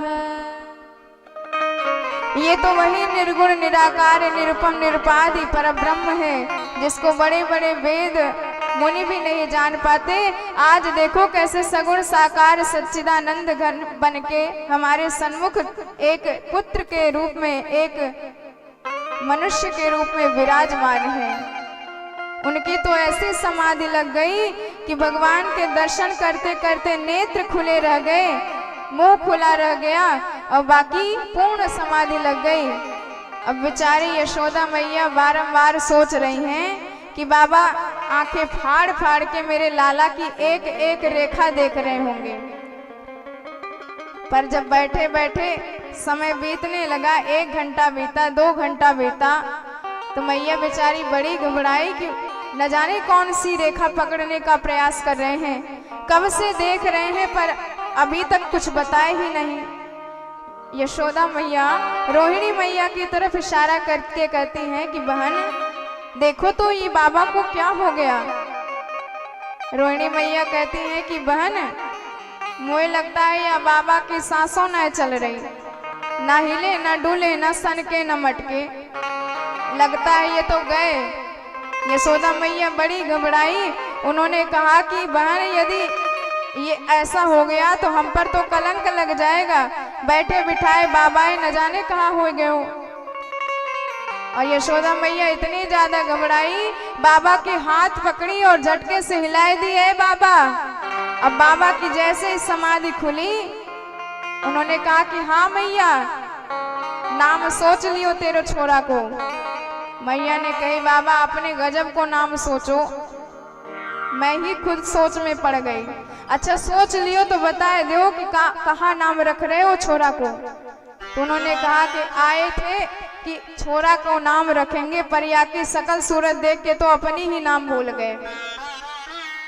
धैर्यं धिनोति मम कंपयते शरीर रोमांच यत्यत विलोपयते मतिं च हंतास्य नाम करणाय समागतोहम अलोपितम पुनर्नेव ममैव नाम। उन्होंने कहा, यशोदा मैया की तरफ इशारा करके कहा कि मैया जो आपकी गोद में है वह निश्चित रोहिणी जी का बेटा है। अयम ही रोहिणी पुत्रो रमयन सुहृदो गुणो आख्यास्यति रामेति बलाधिक्यात् बलम विदुः। जैसे ही कहा कि यह रोहिणी जी का बेटा है, यशोदा मैया एकदम गदगद हो गई कि बहन ये खड़िया पलटन बाबा नहीं, एकदम पक्को पंडित निकलो। अरे एक ही झटके में यानी बताए दी कि कौन को छोड़ा कौन सो है। उन्होंने कहा महाराज सही है, रोहिणी जी का बेटा है, तो इसका नाम आपने क्या बताया? तो बाबा कहते हैं कि यह आगे चलकर बहुत बड़ा बलवान निकलेगा, इसलिए हम इसका नाम बलराम रख रहे हैं। और किसी जन्म में इसका हरण करके, संकर्षण करके, आकर्षण करके दूसरे गर्भ तक पहुंचाया गया था, इसलिए इसका एक दूसरा नाम संकर्षण भी होगा। और तब रोहिणी मैया की तरफ इशारा करके कहा कि इनकी गोद में जो है, इनके तो नाम की बात ही मत पूछो, इनके कितने नाम हैं ये कोई बता ही नहीं सकता। अनंत नाम है, अनंत गुण है, तो इनके नाम भी अनंत है। बहूनि सन्ति नामानि रूपाणि च सुतस्य ते गुणकर्मानुरूपाणि तान्यहं वेदनो जना तान्यहं वेदनो जना। इसके तो अनंत नाम है। मैया ने कहा कि बाबा मुझे अनंत नामों की सूची नहीं चाहिए, मुझे तो एक बढ़िया सा चोखा सा प्यारा सा नाम बता दीजो जो मैं निरंतर ले सकूं। तो बाबा ने कहा कि हम इस समय इनका नाम कृष्ण रख रहे हैं, क्योंकि इनका जन्म हर युग में होता है और हर युग में जन्म लेने के कारण ये युग पुरुष कहे जाते हैं। और हर युग में इनके शरीर का वर्ण भी अलग अलग होता है। सतयुग में इनका श्वेत वर्ण था, त्रेता युग में पीत वर्ण था और इदानीम कृष्णताम गतः, इस समय ये कृष्ण वर्ण होके पैदा हुए हैं, इसलिए इनका नाम रख रहे हैं कृष्ण। मैया ने कहा कि बाबा इस नाम का अर्थ क्या होता है, क्योंकि कृष्ण काव्य में तो मेरी जीभ चक्कर खाए जाए। तो बाबा ने कहा कि मैया कर्षयति इति कृष्ण है, जो विषयानुरागी जीवों के मन को बलात् हठात अपनी ओर आकर्षित कर ले, उसका नाम है कृष्ण। जैसे मछली पकड़ने वाली जो बंशी होती है, यदि उस बंशी में कुछ खाद्य पदार्थ मिला करके सरोवर में आप डाल दो तो मछली यदि उसके फांस में आ गई तो निकलने वाली नहीं। ऐसे ही जीव का मन इतना विषय अनुरागी है, इतना चंचल है, इतना मोहित है कि शीघ्रता से तो भगवान के चरणों की तरफ अभिमुख नहीं होता। तो हमारे ठाकुर जी जो पहले सीधे बन के आए थे राम जी के रूप में, उन्होंने कहा कि अब सीधे होने से काम नहीं चलेगा, क्योंकि लोगों की बुद्धि इतनी ज्यादा टेढ़ी हो गई है कि जब सीधे उंगली से घी ना निकले तो उंगली टेढ़ी करनी पड़ती है। तो अब हम भी टेढ़े सरकार बन के आएंगे, तब बच के दिखाओ हमसे। तो भगवान इस समय टेढ़े सरकार बन के आए, इनकी टेढ़ी चितवन टेढ़ी चाल पर अनेक जीव बरबस मोहित हो जाया करते हैं, और यदि उससे भी बच जाए तो ठाकुर जी अपनी बंसी बजा के उनको अपनी ओर आकर्षित कर लेते हैं। कृष्ण में जो क के नीचे री लगाई जाती है वह टेढ़ी होती है, और सरकार उसी तरह टेढ़े होकर जीवों के मन को फंसा लेते हैं, फिर उनसे कोई नहीं बच सकता है। इस प्रकार भगवान का नाम रख के कहने लगे कि मैया इनके एक और नाम है, ये किसी जन्म में वसुदेव जी के लाला रहे होंगे, इसलिए इनका नाम एक वसुदेव भी रख रहे हैं। प्रागयम वसुदेवस्त क्वचित जन्मास्तवात्मजः वासुदेव इति श्रीमान विज्ञा संप्रचक्षसे। तो मैया ने कहा कि किसी जन्म में होगा उससे मुझे मतलब नहीं, पर आज तो ये मेरा ही लाला है। तो वासुदेव एक नाम रखा था, और उसके बाद जब मैया ने कहा कि कुछ इनके गुण भी बताओ, ये आगे चल के कैसे होंगे, कौन सा कार्य करेंगे, इनके संस्कार कैसे होंगे, ये कैसे प्रसिद्ध होंगे, सब विस्तार से आप बताइए भाग्य के बारे में, भविष्य के बारे में। तो देखिए ये माताओं की विशेष इच्छा होती है अपने पुत्र के भविष्य के बारे में जानने की, कि मेरा बच्चा आगे चल के क्या निकलेगा, कैसा होगा। जैसे एक संत के पास एक दंपत्ति स्त्री और पुरुष लड़ते हुए गए, दोनों बड़ी लड़ाई कर रहे थे आपस में। तो संत ने कहा कि क्या बात हो गई, तुम सब आपस में लड़ रहे हो। तो स्त्री ने कहा कि महाराज मैं चाहती हूँ कि मेरा बेटा इंजीनियर बने, और ये चाहते हैं कि इनका बेटा डॉक्टर बने, और इसीलिए लड़ाई हो रही है। मैं इंजीनियर बनाना चाहती हूँ और वो डॉक्टर बनाना चाहते हैं।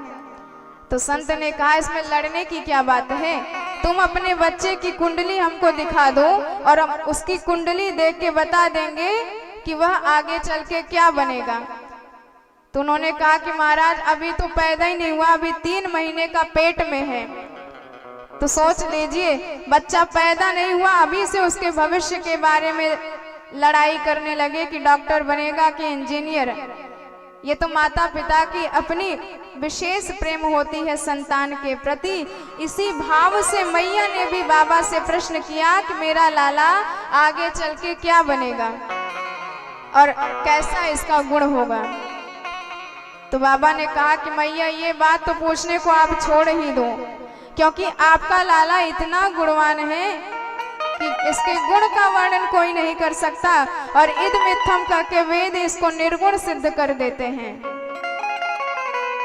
और जब बाबा बताने लगे कि मैया आपका बेटा तो साक्षात नारायण है, तस्मात् नंदात्म जोयम ते नारायण, इतना ही कहा तो भगवान ने मुख पर उंगली दिखा दी कि बस इससे ज्यादा मत बताना, क्योंकि हम इनके बेटा बन के आए हैं। और यदि आपने इनको बता दिया कि आपका बेटा साक्षात भगवान है, तो आप सब जानते हैं भगवान की पूजा कैसी होती है। भगवान को अलमारी में बिठा दिया जाता है और दोनों टाइम दो दो अगरबत्ती घुमा के चीनी का या मिश्री का भोग लगा दिया जाता है। बहुत ज्यादा करेंगे तो एक गिलास दूध भी पिला देंगे ठाकुर जी को और दिखा के खुद ही पी लेंगे। ऐसे पूजा की जाती है भगवान की। तो भगवान कहते हैं कि हम चीनी खाते खाते परेशान हो गए हैं, अब भगवान हमको बनना नहीं है। और जब से बेटा बन के आए हैं तब से मैया हमारी इतनी सेवा करती है, इतनी देखभाल करती है कि 24 घंटे मेरी याद करती रहती है, 24 घंटे मेरी सेवा में व्यस्त रहती है। यहाँ तो बड़ा सुख है, बेटा बनने में ज्यादा आनंद है, भगवान बनने में तो बड़ा झंझट है। और कहीं पार्टी में जाना हो तो भगवान को ताला लगा के चले जाएंगे कि सरकार अब आपके लिए अकेले के लिए कौन चूल्हा जलाए, आप आज एक गिलास दूध से ही काम चला लो। तो भगवान कहते हैं ऐसा भगवान बनने में हमको कोई आनंद नहीं आता, हमको बेटा बनने में ज्यादा आनंद आता है। तो बाबा ने बात पलट दी और कहा कि तस्मात् नंदात्मजोयं ते नारायण समो गुणः। उन्होंने कहा कि आपका बेटा नारायण के समान गुण वाला है। बात पलट दी अपने, और इस बात पर बड़ी प्रसन्न हो गई मैया कि चलो मेरा बेटा साक्षात नारायण जैसे गुण वाला है। महाराज और आगे बताओ, ये आगे चल के क्या बनेगा? उन्होंने कहा कि मैया आपका बेटा आगे चल के नंबर 1 का चोर बनेगा। और जैसे ही ये बातें सुनी मैया बड़ी घबराई। बाबा दक्षिणा कम हो तो 2-4 और ले जाओ, पर ये उल्टी सीधी बातें मत बताया करो। बाबा ने कहा कि मैया आपकी यही भूल है, आपका बेटा चोर तो होगा पर यह चित्त चोर होगा, यह तो पापों का हरण करने वाला होगा। जीव के जन्म जन्मांतर के कल्प कल्पांतर के युग युगांतर के पापों को हरण करके जीव को शुद्ध बुद्ध मुक्त बनाने वाला होगा। श्री राधिका जी के हृदय का चोर होगा, अपने भक्तों के मन का चोर होगा। जिनका हृदय नवनीत जैसा कोमल हो गया, जिनका हृदय भक्ति से परिपूर्ण होगा, उनके मन को चुराने वाला यह आपका बेटा होगा। ब्रजे वसंतम नवनीत चोरम गोपांगनानाम चदकूल चौरम अनेक जन्मार्जित पाप चौरम चौराग्रगण्यम पुरुषम नमामि। मैया ने कही कि बाबा बहुत ज्यादा भविष्यवाणी हमको नहीं सुननी, आप अपने यहाँ प्रस्थान करो, इससे ज्यादा हमको नहीं जानना। और मैया तो उनको विदा करके दोनों लालाओं को लेके आई और आपस में कहने लगी कि देख रोहिणी बहन, बाबा ने गजब के नाम रख दियो है। वहाँ ने नाम रखी है कृष्ण और बलराम, तो हम नाम रखते हैं कनुआ और बलुआ। और इसी नाम से भगवान पूरे ब्रज मंडल में प्रसिद्ध हो गए। अब मैया को जब भी कुछ काम याद आता तो मैया बुलाती, अरे कनुआ इधर तो आओ। और भगवान इसी नाम से पूरे गोकुल धाम में प्रसिद्ध हो गए। तो देखिए, नामकरण संस्कार में विशेष ध्यान रखना चाहिए कि नाम ऐसा रखा जाए जिसको लेने वाला भी कल्याण को प्राप्त करे। पर आजकल हम न जाने कैसे कैसे नाम रख देते हैं जिसका न कोई अर्थ होता है, जिसको लेने से कुछ कल्याण भी नहीं होता हमारा। निरर्थक व्यर्थ नाम रख डालते हैं, चिंकू पिंटू इत्यादि करके, और इसका कोई अर्थ ही नहीं होता। और जैसे मान लो किसी का नाम आपने रख दिया गुड़िया, और वही गुड़िया जब छोटी सी थी तो गुड़िया बुलाने में बड़ा आनंद भी आता था, और जब वही गुड़िया बुढ़िया हो गई अब उस बुढ़िया को कोई कहे गुड़िया तो कैसा लगेगा उस बेचारी को। इसलिए नाम भी ऐसा रखो जो सूट भी करे और लाभकारी भी हो, कल्याणकारी भी हो। तो हमारे यहाँ इतने बढ़िया बढ़िया भगवान के अनेक हजारों नाम पड़े हैं। आप उन सब में से बच्चों के नाम रख दें, बुलाने में भी आनंद आएगा और सुनने में भी आनंद आएगा। और जिसका नाम आप रखोगे तो यथा नाम तथा गुण, नाम का भी असर पड़ेगा और बच्चा अपने आप संस्कारी हो जाएगा। भगवान के कितने नाम पड़े हैं, विष्णु सहस्त्र नाम देख लो, गोपाल सहस्त्र नाम देख लो, शिव सहस्त्र नाम, अनेक सहस्त्रावली पड़ी हुई है। उसमें से कोई बच्चों का नाम रख दो तो लेने वालों का भी कल्याण हो जाएगा। जैसे नारायण नाम लेने से अजामिल का उद्धार हो गया, धोखे से वाल्मीकि जी ने राम की जगह मरा कह दिया तो उनका भी उद्धार हो गया। इसी तरह यदि आप अपने बच्चों का नाम भगवान के नाम से रखेंगे तो जब भी उस बच्चे को बुलाएंगे तो बिना किसी प्रयास के आप भगवान नाम का स्मरण कर लेंगे, भगवान नाम का उच्चारण कर लेंगे, जिसका फल विशेष मिलेगा आपको। अब दोनों कनुआ और बलुआ, कृष्ण और बलराम थोड़े से बड़े हुए। अब घुटमन के बल पूरे नंद बाबा के आंगन को अपने तिरछी चितवन से भगवान परम आनंद प्रदान कर रहे हैं। भगवान का इतना दिव्य वेश है। मैया जब उनका श्रृंगार कर देती है, मोर पंखी लगा देती है सिर में और आंखों में काजल लगा देती है, पैरों में पैजनी बांध देती है, तो भगवान अपने उस पैजनी की झंकार से पूरे नंद बाबा के आंगन को झलकृत कर देते हैं। कालेन व्रजताल्पेन गोकुले राम के शवो। और घुटमन के बल चलते चलते एक दिन ठाकुर जी गौशाला में पहुंच गए। और गौशाला में जब पहुंचे तो भगवान ने देखा कि वहां पर तमाम गोबर पड़ा है। तो भगवान ने जब गोबर को देखा, बलराम जी की तरफ इशारा किया कि दाऊ भैया, जब जब हम पर कुछ आफत आती है, विपत्ति आती है, तो मैया इसी गोबर से नहलाती है हमको, तो चलो आज खुद ही इसकी मालिश कर लेते हैं। और भगवान यही कह के दोनों भैया गोबर उठा उठा के अपने पूरे शरीर पर मालिश करने लग जाते हैं। और जब मैया उनको गोबर गणेश बना देखती है तो कान पकड़ के, कान खींच के डांटने लगती है कि क्यों रे, तू अगले जन्म में सुअर था क्या, जो जब देखो तब गोबर में ही घूमता फिरता है। और जब ये बातें सुनी, भगवान दाऊ जी की तरफ इशारा करके कहने लगे कि भैया देख लो, मैया मुझको बिल्कुल सही पहचान गई, क्योंकि अगले जन्म में हम तो वाराह रूप लेकर ही आए थे। अब भाई मैया भले इसका ज्ञान ना रखती हो, लेकिन बात एकदम ठीक कही है। पंकाभिषिक्तम सर्वावयवम विलोक्य दामोदरम वदते कोपवशाद् यशोदा त्वं शोकरासगत जन्मने पूतना रे इत्युक्त संस्मित मुखो वतुनो मुरारे। तो यही बार बार मैया भगवान को डांट लगाती है। और डांट लगाते देख जो आकाश में देवता अपने विमानों में बैठे रहते हैं, सब आपस में चर्चा करने लग जाते हैं कि देख लो, बड़े बड़े वेद मंत्र से बड़े ज्ञानी ऋषि इनका आह्वान करते हैं, तब भी ये दर्शन देने नहीं पधारते हैं। पर धन्य है यशोदा मैया, जिन्होंने अपने भक्ति के बल पर उसी भगवान को अपने द्वार पर ऐसे उपस्थित कर दिया है कि भगवान नित्य नर्तन करते रहते हैं। शृणु सखी कौतुकम एकम निकेतांगणो मया दृष्ट्वा गोधूलि धूसरित अंगः नृत्यति वेदांत सिद्धांत। जो वेदों का अंत है, वेदांत है, सिद्ध अंत है, वही परब्रह्म परमेश्वर नंद बाबा के आंगन में नर्तन करता दिखाई देता है।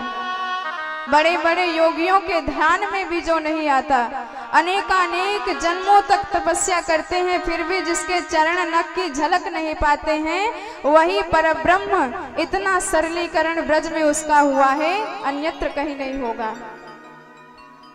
बड़े बड़े संत मैया के भाग्य की सराहना करते हैं। जब लाला को डांटने के लिए यशोदा मैया पीछे पीछे उनके भागती हैं, और जब उनके जूड़े से फूल गिर गिर के चरणों में गिरते हैं यशोदा मैया को, मानो वह फूल यही कहते हैं कि हे यशोदा मैया, आप परम बड़भागी हो, क्योंकि आपके चरणों में गिरकर आज हमारा परम सौभाग्य हुआ। साक्षात भगवान आपके गोद में खेले हैं, इसलिए आपके चरण की पूजा करके हमको परम आनंद मिला, और अपने पुष्प होने पर आज हमको बड़ा गर्व हुआ। आज हमारा पुष्प होना सार्थक हो गया कि हम साक्षात भगवान की जननी की चरण वंदना कर रहे हैं। भगवान ऐसी विचित्र विचित्र लीलाएं करते हैं, उनकी लीलाओं का वर्णन तो कोई कर नहीं सकता। फिर भी सुखदेव जी ने परीक्षित जी को भगवान की कुछ लीलाओं का श्रवण कराया है।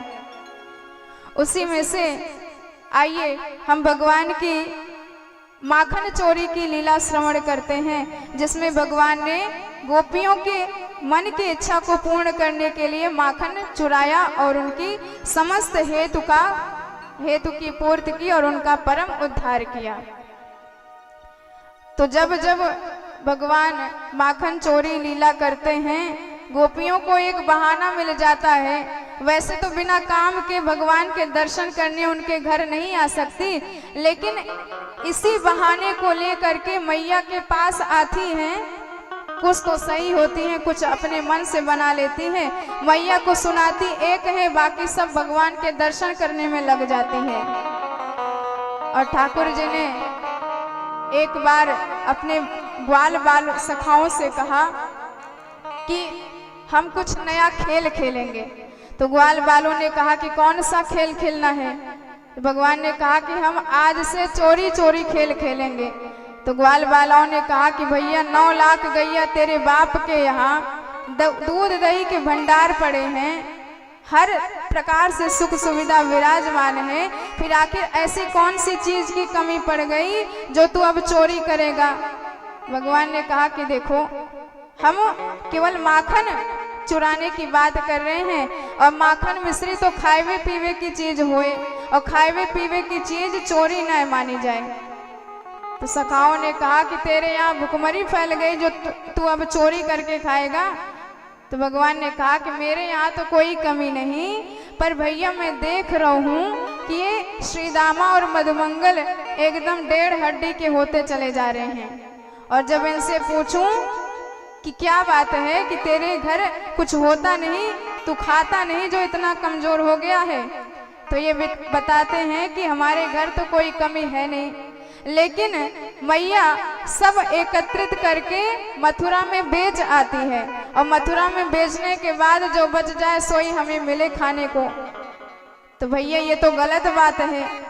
यदि गऊ को सेवा करें हम ब्रज के ग्वाला, तो माखन कैसे मथुरा के लाला खाएंगे? ये तो गलत बात है। सेवा हम करेंगे तो गौ रस का आनंद भी हम ही लेंगे।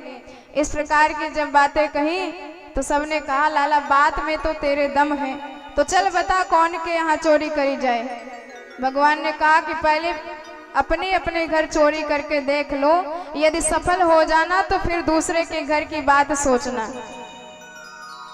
सबने दूसरे दिन मीटिंग रखी और दूसरे दिन सब इकट्ठा हुए। सबने अपनी अपनी आप बीती बताई। किसी ने कहा मुँह पे ये बीती, मुँह पे ये बीती। कछुअन सफल गए, कछुअन की पिटाई भी भई। एक ने तो कहा लाला जन्म कर्म में पहली बार चोरी करी, और मैया ने ऐसी पिटाई करी कि पीठ एकदम लाल कर दी, छठी को दूध याद दिला दियो। भगवान ने कहा जा दारी के, पहली बार चोरी करवे गयो और पिट के आई गयो। वाने कही कि अब हमारे बाप दादा ने चोरी कर वो तो सिखायो ना है कि हम एकदम से एक्सपर्ट हो जाते। भगवान ने कहा तो चलो ठीक है, आज के बाद से ट्रेनिंग चालू, हम चोरी कैसे करी जाती है सबको सिखाएंगे। और भगवान अपने ग्वाल बालों को चोरी करना सिखाने लगे। भगवान ने कहा कि अब हमारा एक नया विद्यालय खुलेगा, बाल गोपाल चौर विद्या प्रसार मंडल। इस विद्यालय में सब भर्ती हो जाओ, तब तुम सबको प्रशिक्षण देना हम प्रारंभ करें। भगवान ने सबको प्रशिक्षण दिया, सबने चोरी करी और एक दिन पूरी मंडली गोपियों की आई मैया के यहाँ शिकायत करने। सुखदेव जी बड़ा सुंदर वर्णन करते हैं। गोपियां मैया से उलाहना दे रही हैं कि तुम्हारे लाला ने हमारे यहाँ माखन की चोरी करी है।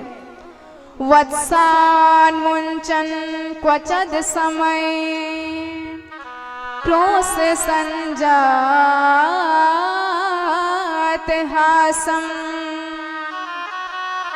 स्तेयं साद्वत्यथ दधिपया कल्पितैस्ते योगै मर्कान् भोक्ष्यान् विभजित चेन्नाति भाण्डम् भिन्नतिम् द्रव्यालाभे सगृह कुपितो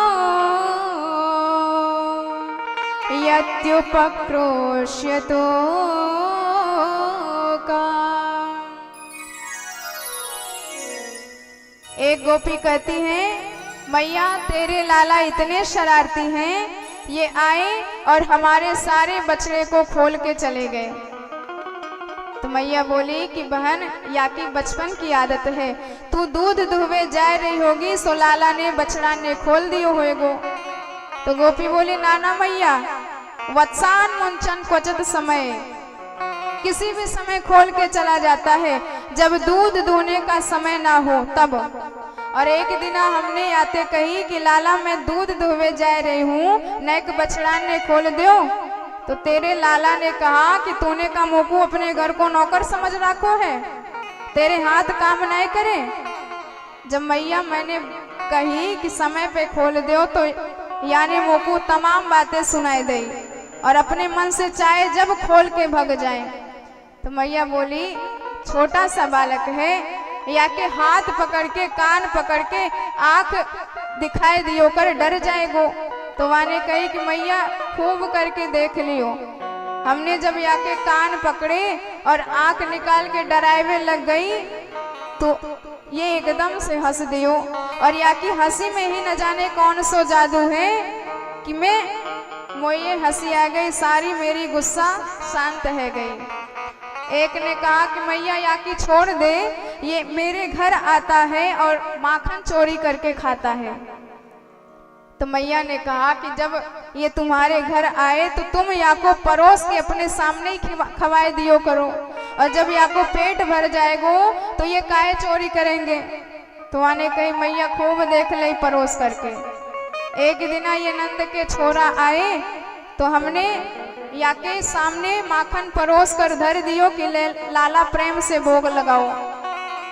तो तेरे लाला ने कहा तो तैने मोकू का भिकमंगा समझ रखो है, मैं का भूखन मरूं, यदि तोय चाहिए तो तू मेरे बाप के यहाँ खाए जाओ, मैं काऊ के यहाँ ना खाऊं। मैया जब मैंने परोस के दी तो मुझे तमाम बातें सुनाई दी और अपने मन से चाहे जब चोरी करके भाग जाए। मैंने कही कि लाला जब तू इतने बड़े बाप का छोरा तो चोरी काहे करे। तो कहते हैं कि चोरी के माल में स्वाद ही कछु और है। ऐसे इसकी तो ऐसी बात कि सुन सुन के तो बड़ा आश्चर्य होता है। तो मैया बोली कि तू एक काम कर, अपने माखन को खूब ऊंचे छीके पे लटकाए दियो कर। वाने कही ये भी करके देख ली, क्योंकि ये तेरे छोरा अकेले थोड़ी आते हैं, इनके साथ आती है पूरी मंडली और 10-20 ग्वाल इनके साथ आते हैं, और उनमें से सबसे तगड़े छोरा को ये घोड़ा बनाते हैं, उसके ऊपर दूसरा, उसके ऊपर तीसरा, ऐसे ऐसे सबके ऊपर ये अध्यक्ष महोदय जाके खड़े हैं जाते हैं।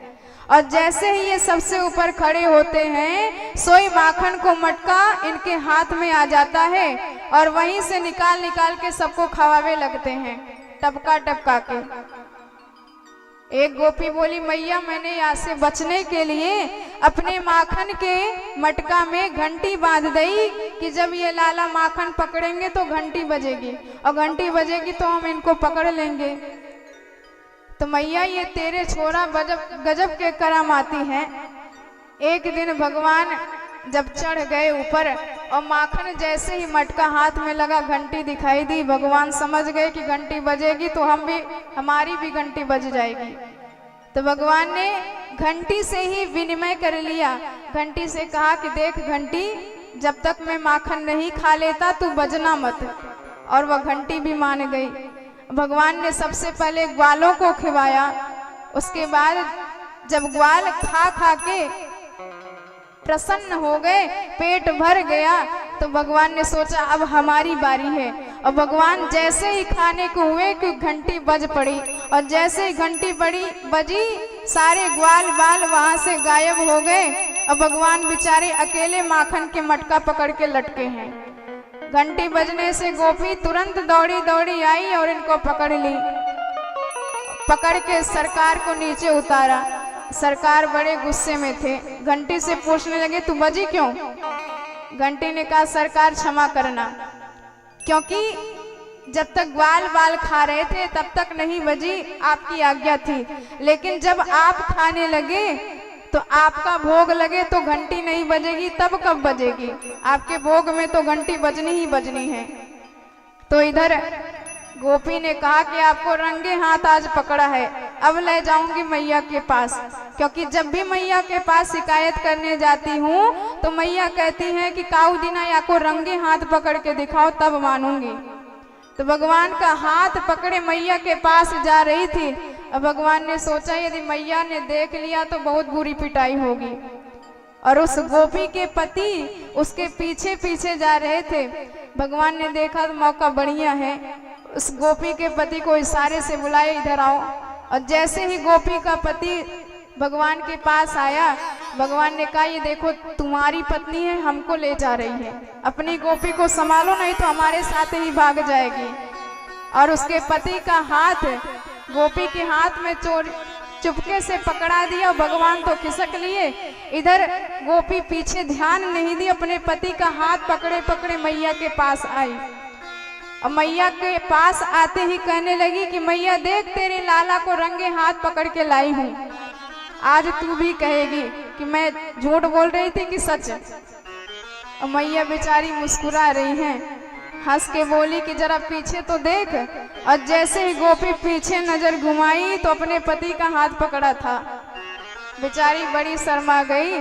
उसने निश्चय कर लिया, आज के बाद यदि नंद के लाला पकड़ में आए तो उनको पीछे नहीं आगे करके लेके जाऊंगी। और एक दिन एक गोपी बताती है कि मैया मेरे घर में भी माखन मटका रखा था और हमने भी छीके पर लटकाया था, और तेरे लाला खिड़की के रास्ते से झमाझम 10-20 ग्वालों के साथ कूद पड़े और माखन का मटका आते ही सब आपस में खाने लगे। और जब खा खा के ये भी, इनका भी पेट भर गया, ये भी तृप्त हो गए, सारे ग्वाल वाल भी तृप्त हो गए। तो लाला ने ऐसी आवाज निकाली कि मैया न जाने आके आवाज में कहा जादू भरी कि अनेक हजारन बंदर हमारे घर में कूद पड़े। अब तो बंदरों को खवावे लगे। मैं बड़ी देर से देखती रही कि चलो अपने छोरा है, खाएंगे, खाए पीवे की चीज है। पर जब बंदर आ गए और बंदर भी खाए खाए के तृप्त हो गए, माखन के मटका सूंघ सूंघ के भागवे लग गए, तब ये लाला तेरे बंदर की तरफ आए और माखन को मटका उठाए और नाक से जैसे ही सूंघा तो मुंह सिकोड़ के बोले, अरे राम राम, कहा जरूरत है ऐसे सड़ो सड़ायो माखन घर में रखवे की, या माखन को तो बंदरों ना खावे, सूंघ सूंघ के भाग रहे। तो ये तेरे लाला इतने करामाती पहले तो खुद खाए, ग्वाल बालन को खवाए, बंदरों को खवाए, उसके बाद मटका उठाए और सड़ो सड़ायो बताए कि धम्म से फोड़ के भाग लिए। तो मैया कहाँ तक सहन करे तेरे लाला की करामात। मैया बेचारी चुपचाप सुन रही हैं। तब तक एक बोली, मैया याकी छोड़ मेरी सुन। मैया बोली, बहन तू भी सुना ले। उसने कहा कि मैया मेरे घर में ना गाय है ना गोरस का कोई काम है। तो मैया ने कहा तेरे घर कौन सा उत्पात कर दिया इसने। उसने कहा कि मैया एक बार तेरे लाला मेरे घर में घुस गए और जैसे ही घर में घुसे अनेकानेक माखन के मटका तो थे ही नहीं। बहुत सोच विचार के जब सब घर छान मारा, कुछ खाने पीने की चीज नहीं मिली, तो ये तेरे लाला ग्वाल बाल से कहने लगे कि ये घर है कि मरघटा। 1 घंटा से घूम रहे हैं पर इसमें तो कुछ खाने पीने की चीज रखी हुई नहीं है। ऐसे घर में तो आग लगा देना चाहिए।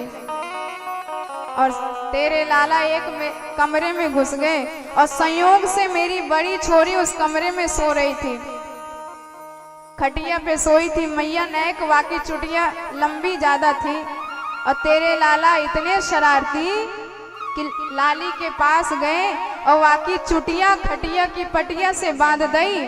और जब चुटिया खटिया की पटिया से बंध गई तो लाला वाके कान में बड़े जोर से हवा, इतनी जोर से कह के भागे कि मेरी लाली घबरा के उठी। और जैसे ही वाकी चुटिया तनी तो उसको लगा कि हवा ने सचमुच पकड़ लिया है। बेचारी बड़ी घबराई, मैया बचाइयो बचाइयो। और जैसे ही मैं दौड़ के आई मैंने सब हाल जान लिया। तेरे ये नंद के लाला भागते हुए दिखाई दिए। मैं समझ गई ये हवा ववा ना है, ये नंद के लाला ही है, पूरे घर में हवा बने डोल रहे हैं। शीघ्रता से आई, अपनी बिटिया की चुटिया खटिया की पटिया से खोली, वाको समझाया कि ये नंद के लाला हैं, कोई हवा ना है। वाकी जान में जान आई, तब जाके मैया वो कुछ प्रसन्न हुई। तो बताओ, जा घर माखन वो भी परेशान और जा घर माखन ना है वो भी परेशान, वाके छोरा छापरन को रुलाए के चले जाए। मैया बेचारी सुन सुन के बड़ी हैरान है रही हैं। लाला को डांटने लग जाती है तो लाला ऐसी मुख बनाते हैं, ऐसा गाल फुला लेते हैं कि मैया को देख देख के संकोच होने लगता है कि इतनी ज्यादा शिकायत हो रही है इसकी और मैं भी डांटने लग जाऊंगी तो बेचारा बड़ा दुखी हो जाएगा। तो गोपियों की तरफ देखने लगती हैं और जैसे कन्हैया देखते हैं कि मैया की दृष्टि गोपियों की तरफ है तो गोपियों को नैन मटका के कहने लगते हैं कि तुम सबकी एक एक करके खबर ना ली तो मेरो भी नाम नंद को लाला नाय। तो गोपियां कहती है मैया देख अपने लाला को आंखें मटकाए रहो है। और मैया जब देखने लग जाती तो लाला एकदम शांत हो जाते। गोपियां यही भगवान के रूप को निहारने के लिए बारंबार शिकायत लेके आ जाती मैया के सन्मुख, क्योंकि भगवान का दर्शन होता है, इससे परम लाभ उनको कुछ नहीं दिखाई देता। मैया लाला को बारंबार समझाती है कि बेटा तेरे घर में कोई चीज की कमी है क्या जो तू घर घर में चोरी करता है। भगवान ने कहा कि मैया ये सब नंबर 1 की झूठी है, मैं तो किसी के घर में नहीं जाता। मैया कहने लगी कि लाला वो तो मुझे पता है कि पूरे ब्रजमंडल में एक तू ही सत्यनारायण है, बाकी सब नंबर 1 के झूठा है। भगवान कहते मैया तुम तो जानती ही हो मैं सत्यनारायण हूँ, तब क्यों मुझ पर इतना भरोसा नहीं करती। तो ये तो भगवान की बातें हैं, भगवान की लीला है। भगवान अनेकानेक चरित्र करते हैं, कभी माखन खाते हैं तो कभी रज खाते हैं, ब्रह्म रज खाते हैं, ब्रज की रज खाते हैं। और मैया को ब्रज की रज खा के संपूर्ण त्रैलोक्य का दर्शन करा देते हैं, संपूर्ण ब्रह्मांड का दर्शन करा देते हैं। भगवान ने सोचा कि माखन का तो खूब स्वाद चखा, अब ब्रज के रज का भी स्वाद चखना चाहिए। संसार को बताना चाहिए कि यह ब्रज का रज कितना महत्वपूर्ण है, जिसे परमात्मा भी स्वीकार करते हैं, जिसका आस्वादन परब्रह्म भी करते हैं। क्योंकि जो भगवान की प्राण प्रिया प्राण वल्लभा श्री राधा रानी जी हैं, वह ब्रज के कण कण के में विराजमान है। इसलिए भगवान यही बताते हैं कि जो भक्ति का धाम है, जो भक्ति का क्षेत्र है, उसका कण कण हमें इतना प्रिय है कि हम उसका आस्वादन करते हैं। भगवान यही चरित्र दिखाने के लिए एक बार ब्रह्मांड घाट पर गए। एकदा क्रीडमानस्ते ब्रह्माद्या गोपदारका कृष्णो मृदम भक्षितवान् इति मात्रे निवेदनम।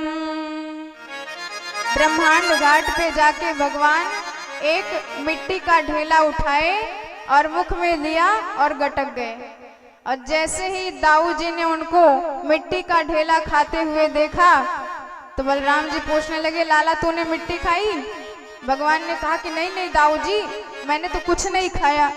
बलराम जी बोले, अच्छा लाला तुम होते झूठी बोलना सीख गए हो, चल मैया से तेरी शिकायत अभी करता हूँ। बलराम जी दौड़े दौड़े आए और मैया से उन्होंने शिकायत कर दी कि तेरे लाला ने मिट्टी खाई है। कृष्णो मृदम भक्षितवान इति मात्रे निवेदनम।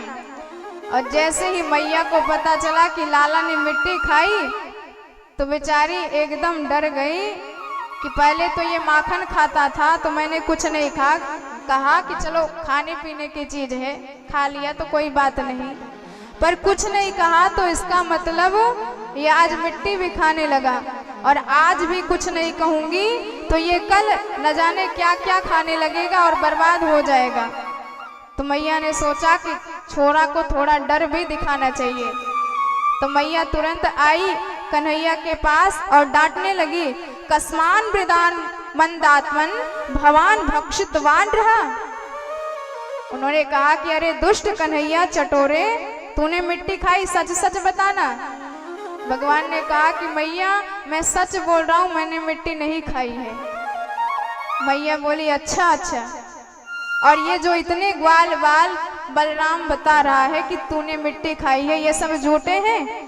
यदि ते सत्य गिरस्तर ही समक्षम पश्य में मुखम। भगवान ने कहा कि मैया ये सब झूठ बोल रहे हैं, यदि आपको विश्वास नहीं होता तो मेरा मुख खोल करके देख लीजिए। सब यहाँ पर असत्य वाचन कर रहे हैं। मैया ने कहा कि ये बात तूने ईमानदारी की कही, तो चल अपना मुख खोल के दिखा कि तूने मिट्टी खाई है कि नहीं खाई, अभी साफ हो जाएगा। भगवान ने सोचा ये तो हम फंस गए।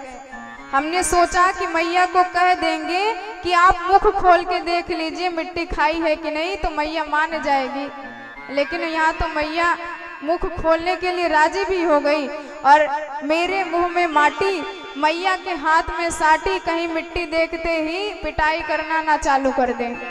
तो भगवान ने कहा कि अब कुछ करामात दिखानी चाहिए। और जैसे ही यशोदा मैया ने भगवान का मुख खुलवाया और मैया ने जैसे ही मुख खुलवाया तो मैया को भगवान के मुख में संपूर्ण ब्रह्मांड के दर्शन हो गए।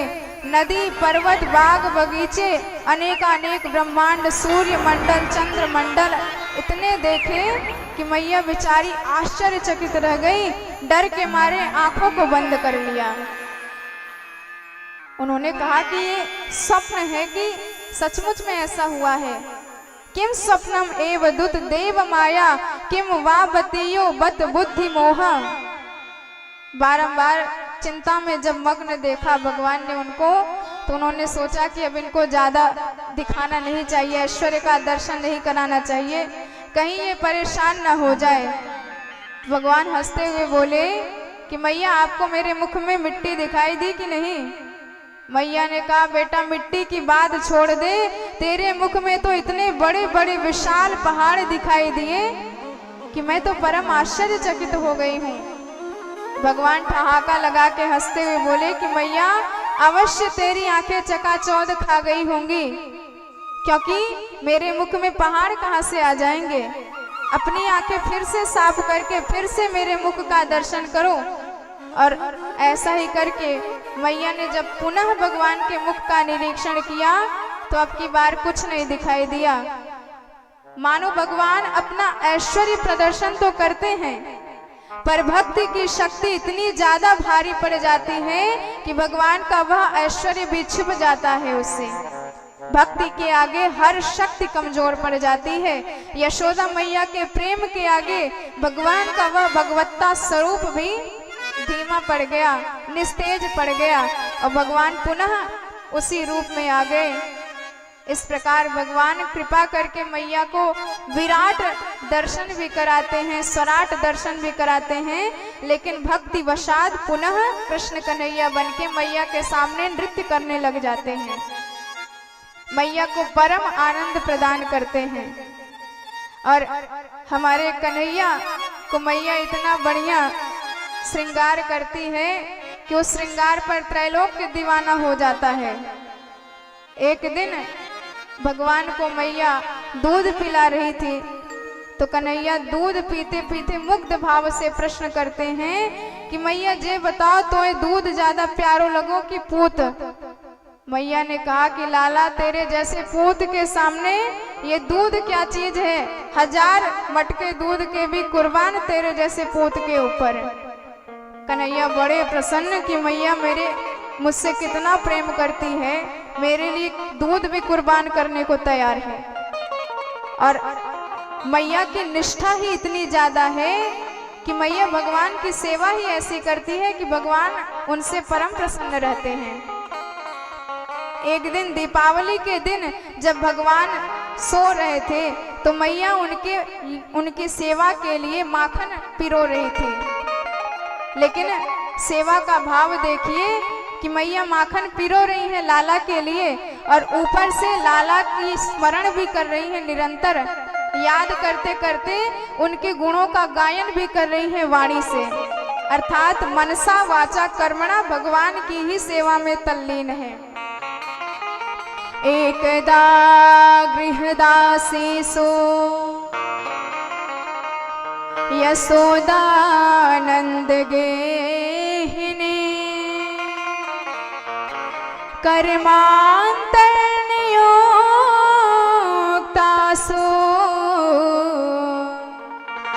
निर्ममंथ स्वयं दधि यानि यानि गीतानि तद्बाल चरितानि च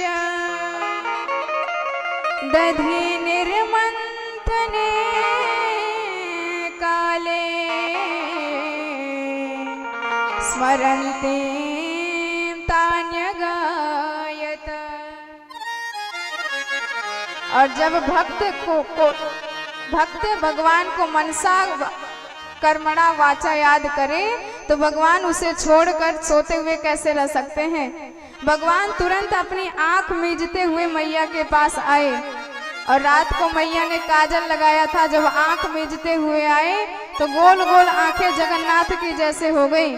मैया ने दर्शन किया जगन्नाथ भगवान के तो बड़ी प्रसन्न हो गई, गोद में बैठा लिया और कन्हैया के पूछने पर मैया ने कहा कि मैं तुझसे बड़ा प्रेम करती हूँ। अब भगवान तो बड़े प्रेम से मैया के स्तनों का दुग्ध पी रहे थे। अचानक मैया को याद आया कि हमने चूल्हे पर दूध रखा है उबलने के लिए, और यदि दूध बह गया तो पूरा खराब हो जाएगा, कल के लिए माखन नहीं निकल पाएगा। तो मैया भगवान को गोदी से उतार करके जमीन पर रख दी और दूध बचाने के लिए दौड़ के चले गई। और भगवान ने जब ये देखा तो बड़ी गुस्सा आई कि पहले तो कहती थी कि मुझे पूत ज्यादा प्यारो लगे, और आज देखो दूध के सामने पूत की छुट्टी कर दी। भगवान इतने ज्यादा क्रोधित हुए कि मैया जिस मटकी से माखन निकाल रही थी एक पत्थर उठाया और सारी मटकी को धड़ाधड़ फोड़ दिया। और जब मटकी फूटने की आवाज हुई मैया दौड़ के आई और जब उन्होंने देखा कि हमारी सारी मटकी फूट गई है, पूरा माखन फैल गया है, मैया इतनी ज्यादा क्रोधित हुई कि पहले तो ये दूसरों के घर की मटकियां फोड़ता था, पर आज इस छोरा ने अपने घर की ही मटकी को ठिकाने लगा दिया, और यदि इसे दंड नहीं दूंगी तो ये उद्दंड हो जाएगा। मैया ने छड़ी उठाई और दौड़ लगाई, और जब कन्हैया ने देखा कि मैया छड़ी लेके आ रही है तो भगवान भी दौड़ने लगे। परीक्षित कर लो ब्रह्म का दर्शन, आगे आगे भगवान, पीछे पीछे मैया दौड़ी चली जा रही हैं। मैया बार बार कहती हैं कि कन्हैया पकड़ में आ जा, नहीं तो यदि तू पकड़ में आया तो इतनी पिटाई करूंगी कि छठी का दूध याद आ जाएगा। कन्हैया बोले कि मैया इसीलिए तो भाग रहे हैं कि आप पकड़ेंगे तो पिटाई होगी। बारंबार मैया ने कहा बेटा तेरी पिटाई नहीं करूंगी। तो कन्हैया बोले क्या करेगी? तो उन्होंने कहा कि तेरी पूजा करूंगी। अब कन्हैया पूजा का मतलब ही न जाने, और बोले तो अभी तेरी पकड़ में आ जाता हूँ, पूजा करियो। मैया ने कहा हाँ बेटा तो पहले इधर तो आइयो। और जैसे ही कन्हैया पास में आए, मैया ने धाप से उनके हाथों को पकड़ा और कहा कि छोरा तूने मोए बुढ़ापे में इतना ज्यादा डुलायो कि मेरी सांस उखड़ गई, चल तुझे दंड देती हूँ। जिस उखल पे चढ़ के तू माखन लुटाता था उसी उखल से तुझे बांधूंगी। और कन्हैया को लाके मैया बांधने लग गई, पर घर की समस्त रस्सियां जुड़ गई, भगवान बंधन में नहीं आए। भगवान न जाने कैसी लीला दिखा रहे हैं कि सारी रस्सियां एक एक करके जुड़ती जा रही हैं, फिर भी तदपि द्वयंगुलम नूनम यद्यमादत्त बंधने, 2 अंगुल की कमी रह ही जाती है।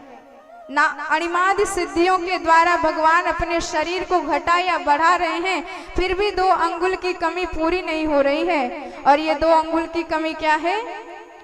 एक है भक्त का परिश्रम और दूसरी है भगवत कृपा। यदि भगवत कृपा बरस रही है आप पर, फिर भी आप कर्म नहीं कर रहे हैं, तब भी कार्य आपका पूरा नहीं होगा। और आप यदि कर्म कर रहे हैं और भगवान की कृपा नहीं हो रही है, तब भी आपका कार्य पूरा नहीं होगा। आपका कार्य पूरा होने के लिए आपका कर्म भी होना चाहिए और भगवान की कृपा भी होनी चाहिए।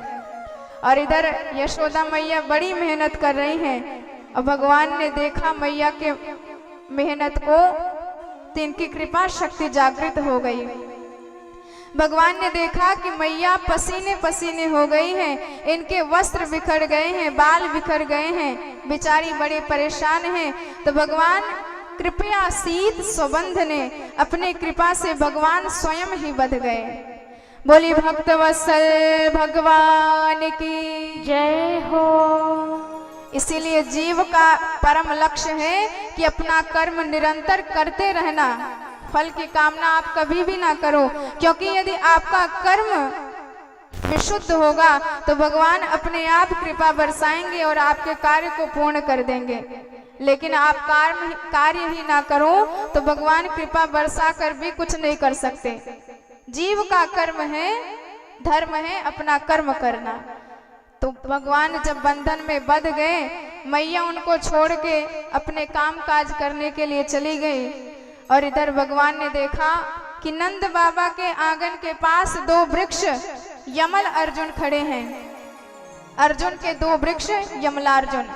तो भगवान ने समझ लिया कि ये दोनों कुबेर के बेटा मणिग्रीव और नलकूबर और मणिग्रीव हैं, जो नारद जी के श्राप से वृक्ष योनि में पड़े हैं, इसलिए हमको इनका उद्धार करना है। तो भगवान अपने ऊखल को घसीटते घसीटते उसी दोनों वृक्षों के बीच में अटकाए, और जब ऊखल अटक गया इतनी जोर से झटका दिए कि दोनों वृक्ष धड़ाम से टूट पड़े और उसमें से 2 दिव्य पुरुष प्रकट हो गए और भगवान की दिव्य स्तुति करने लगे। वाणी गुणानुकथय श्रवणो कथाया हस्तौच कर्मसु मनस्तव पादयोनः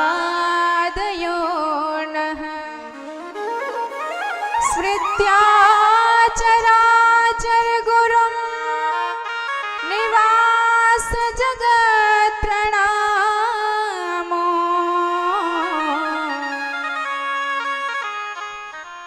दृष्टिः सतां दर्शने स्तु भवतनूना। उन्होंने कहा कि हे सरकार, हमने नारद जी की अवज्ञा करी थी, संत का अपमान किया था, तो उनके श्राप से हमको जड़ योनि वृक्ष की योनि प्राप्त हुई थी।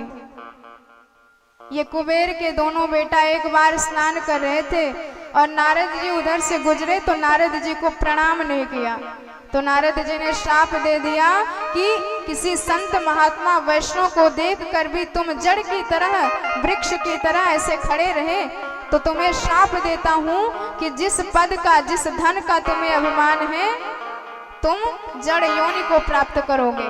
जब नारद जी के शरण में गए तो नारद जी ने कहा कि साक्षात भगवान तुम्हारा उद्धार करेंगे। तो वे दोनों भगवान से कहने लगे कि भगवान, जब नारद जी ने श्राप दिया और कहा कि साक्षात आप हम लोगों का उद्धार करेंगे, तो उसी समय हम अपने सौभाग्य को समझ गए, क्योंकि संत का श्राप भी भगवत प्राप्ति कराने वाला होता है। इसलिए संत किसी को श्राप देते हैं तो उसमें भी अनुग्रह ही करते हैं। जैसे डॉक्टर साहब का पेट फाड़ना भी हम पर अनुग्रह ही होता है। अब डॉक्टर पेट फाड़ रहे हैं तो इसमें समझिए मरीज के रोग का ही निदान किया जा रहा है। इसलिए संत हमको श्राप देते हैं तो उस श्राप में भी भगवत कृपा छुपी होती है, भगवत प्राप्ति का सरलतम साधन छुपा होता है। तो आज संत के श्राप से हमको आपके दर्शन हो गए। शापो में नुग्रहायैव कृतस्तै करुणात्मभिः। प्रभु अब तो यही कृपा करना कि जब तक आपकी कृपा से रहें तब तक यह वाणी आपके नामों का उच्चारण करती रहे, आपके गुणगणों का गायन करती रहे, हमारे हाथ आपके चरण की सेवा करते रहे, हमारे नेत्र आपके श्री विग्रह का संत वैष्णवों का दर्शन करते रहे, हमारी कान आपकी कथा सुनते रहें और हमारा परम कल्याण होता रहे।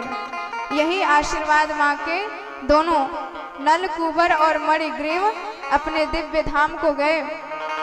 और इधर जब नंद बाबा ने देखा लाला के सन्मुख दो वृक्ष गिरे हुए हैं तो नंद बाबा इतने ज्यादा दुखी हो गए कि उपनंद जी से कहने लगे कि अब हम इस गोकुल में नहीं रहेंगे, क्योंकि जब से गोकुल में आए हैं तब से कुछ ना कुछ उत्पात ही होता जा रहा है। इसलिए अब कहीं अन्यत्र रह लेंगे लेकिन यहाँ नहीं रहेंगे। तो उपनंद जी ने बताया कि भैया हमारे ब्रज प्रदेश में अनेकानेक वन हैं, कहीं निधि वन, कहीं ताल वन, कहीं ऐल वन, अनेकानेक वन हैं। उसमें से एक वृंदावन है जो बड़ा सुरम्य है और बहुत उत्तम स्थान है। वहाँ पर गोवर्धन जैसा पर्वत है, यमुना जी जैसी नदी है, चारों तरफ हरियाली छाई हुई है। ऐसे दिव्य वृंदावन धाम में यदि निवास स्थान बना ले तो परमानंद प्राप्त हो जाएगा। तो जैसे ही वृंदावन का नाम लिया तो नंद बाबा ने कहा कि अब तो समस्त गोकुल वासियों का नित्य स्थान वृंदावन में ही होगा। और भगवान की उम्र 4 वर्ष की हो गई है, तो 4 वर्ष की अवस्था में भगवान अपने गोकुल वासियों के साथ बैलगाड़ी पर समस्त सामान को रखकर समस्त गोकुल वासियों के साथ वृंदारण्य में प्रवेश कर रहे हैं। आइए, वृंदावन जाने का सौभाग्य बड़े लाभ से मिलता है, बड़ा सत्कर्म होता है, बड़ा पुण्य कर्म होता है, करोड़ों जन्म का, तब जाके यह सौभाग्य मिलता है। तो ठाकुर जी के साथ कौन कौन वृंदावन जाना चाहता है? हाथ खड़े करके बताए, क्योंकि यह सौभाग्य अनेकानेक जन्मों का फल है। तो यदि वृंदावन जाना चाहते हैं तो बड़े प्रेम से ठाकुर जी की जय जयकार लगाते हुए, राधे राधे कहते हुए, प्रेम से ताली की सेवा करते हुए हम सब भी अपने मन से श्री वृंदावन धाम में प्रवेश करते हैं। बोली वृंदावन धाम की जय हो। चलो जी वृंदावन धाम, चलो जी श्री वृंदावन धाम, रटे जा राधे जो को नाम, जपी जा कृष्ण मुरारी, ओढ़ के कांबल प्यारी, हाँ जपी जा कृष्ण मुरारी, ओढ़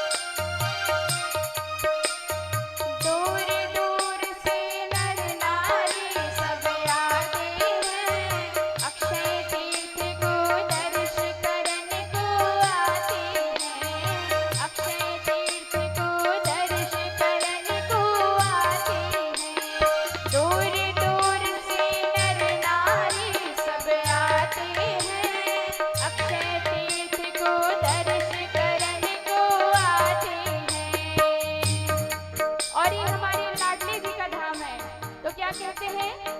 हाँ, लाडली श्री को प्यारो दोनों हाथ उठा के लाडली श्री को प्यारो धाम, रटे जा राधे जो को नाम, जपे जा कृष्ण मुरारी, ओढ़ के कांवल प्यारी, जपे जा कृष्ण मुरारी, ओढ़ के कांवल प्यारी। चलो जी श्री वृंदावन धाम, चलो जी श्री वृंदावन धाम, रटे जा राधे जो नाम, जपे जा कृष्ण मुरारी, ओढ़ के कांवल प्यारी, जपे जा कृष्ण मुरारी, ओढ़ के कांवल प्यारी, जपे जा कृष्ण मुरारी, ओढ़ के कांवल प्यारी, जपे जा कृष्ण मुरारी, ओढ़ के कांवल प्यारी, जपे जा कृष्ण मुरारी, ओढ़ के कांवल प्यारी, जपे जा कृष्ण मुरारी, ओढ़ के कांवल प्यारी। बोले वृंदावन धाम की जय हो। श्रीमद् वृंदावनम धाम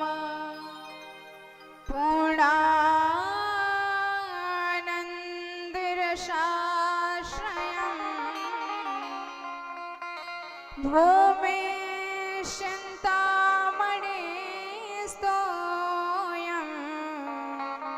अमृतं रसपूर्तिहम्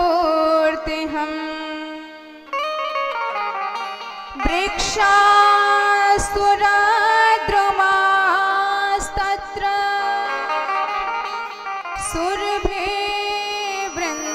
सुरभिवृन्दमण्डितम् सदा कैशोररूपैष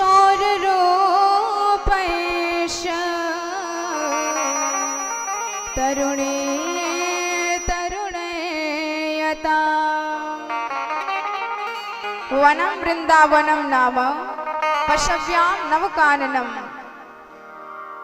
यह वृंदावन धाम इतना दिव्य है, इतना मधुराति मधुर है कि यहाँ पर संपूर्ण आनंद का रस प्राप्त होता है। यहाँ की अधिष्ठात्री देवी श्री राधा रानी बरसाने वाली हैं। यदि यहाँ पर इसका आपने आश्रय ले लिया तो आपके जीवन में हर प्रकार का रस आनंद भर जाएगा। आपको किसी कर्म से उतना आनंद प्राप्त होने वाला नहीं जो इस भक्ति धाम में आकर श्री राधे रानी जी का नाम लेके मिलने वाला है। क्योंकि इस धाम में राधे रानी जी की इतनी कृपा बरसती है। जब भगवान ने घोषणा करी कि हम धराधाम पे अवतार लेने वाले हैं, वसुदेव गृहे साक्षात भगवान पुरुषः परः जनिष्यते तत्प्रियार्थम ही संभवन्तु सुरस्त्रयः।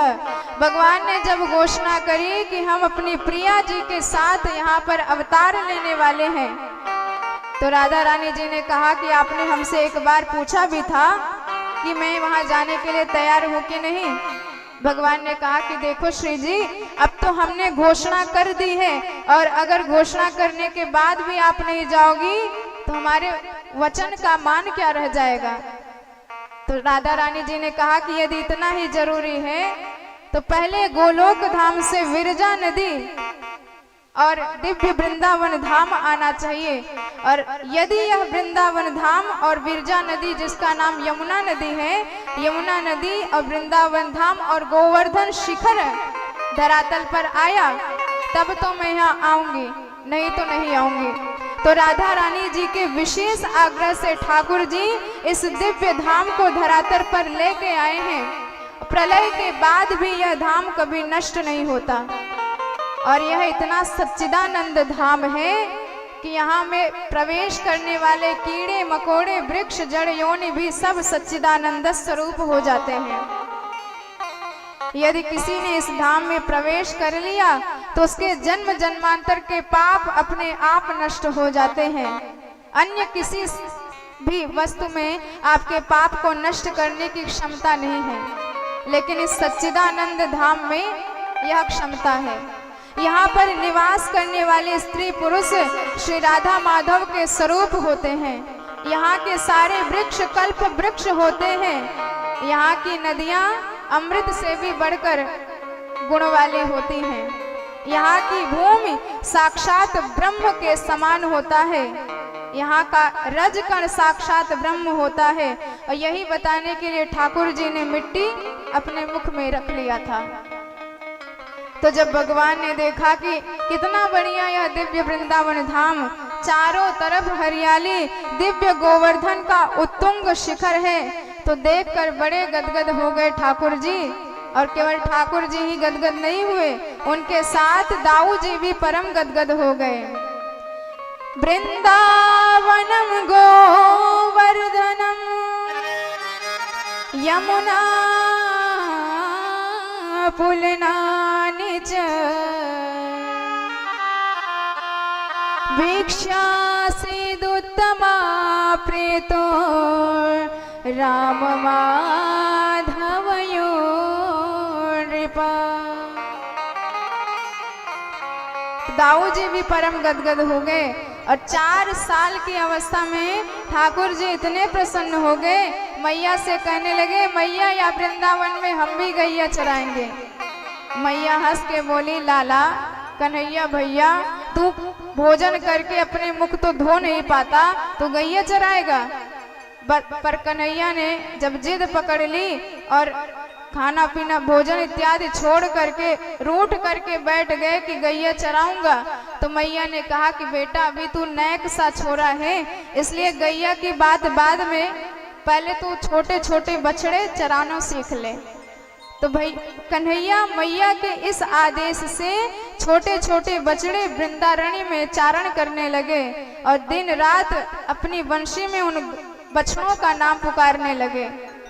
एक दिन वत्स चारण करते करते ठाकुर जी वृंदावन के जंगलों में गए, तो वहां पर वत्सासुर नाम का एक राक्षस बछड़े का रूप बना के भगवान के बछड़ों के झुंड में सम्मिलित हो गया।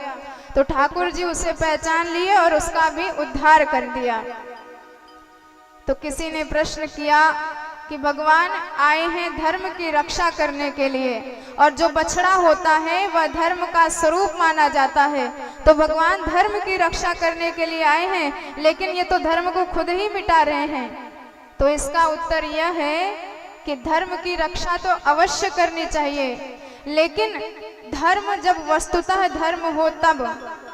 यहाँ तो धर्म का चोला पहन करके राक्षस धर्मराज बना विचरण कर रहा था, तो भगवान कहते हैं कि जो वस्तुतः धर्म हो उसकी रक्षा तो अवश्य करो, लेकिन जो धर्म का चोला पहन करके पाखंड करते हैं, आतंकवाद फैलाते हैं, उन विधर्मियों को तत्क्षण नष्ट कर डालो, यही सबसे परम धर्म है।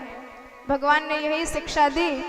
और एक बार ग्वाल बाल चराते हुए भगवान जंगल में थोड़ा आगे निकल गए, तो वहां पर बकासुर नाम का राक्षस आया। जैसे ही भगवान के स्वरूप को देखा तो पहचान गया, ये यही काला काला मुरली वाला मेरी बहन को मारने वाला है, अब तो हम इसको नष्ट कर देंगे।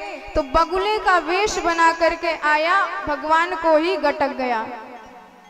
तो भगवान उसके पेट में जाके अपने शरीर को इतना गर्म कर लिए, उसको लगा कि मानो आग का गोला खा लिया हो। भगवान को मुंह के द्वार से बाहर उगल दिया।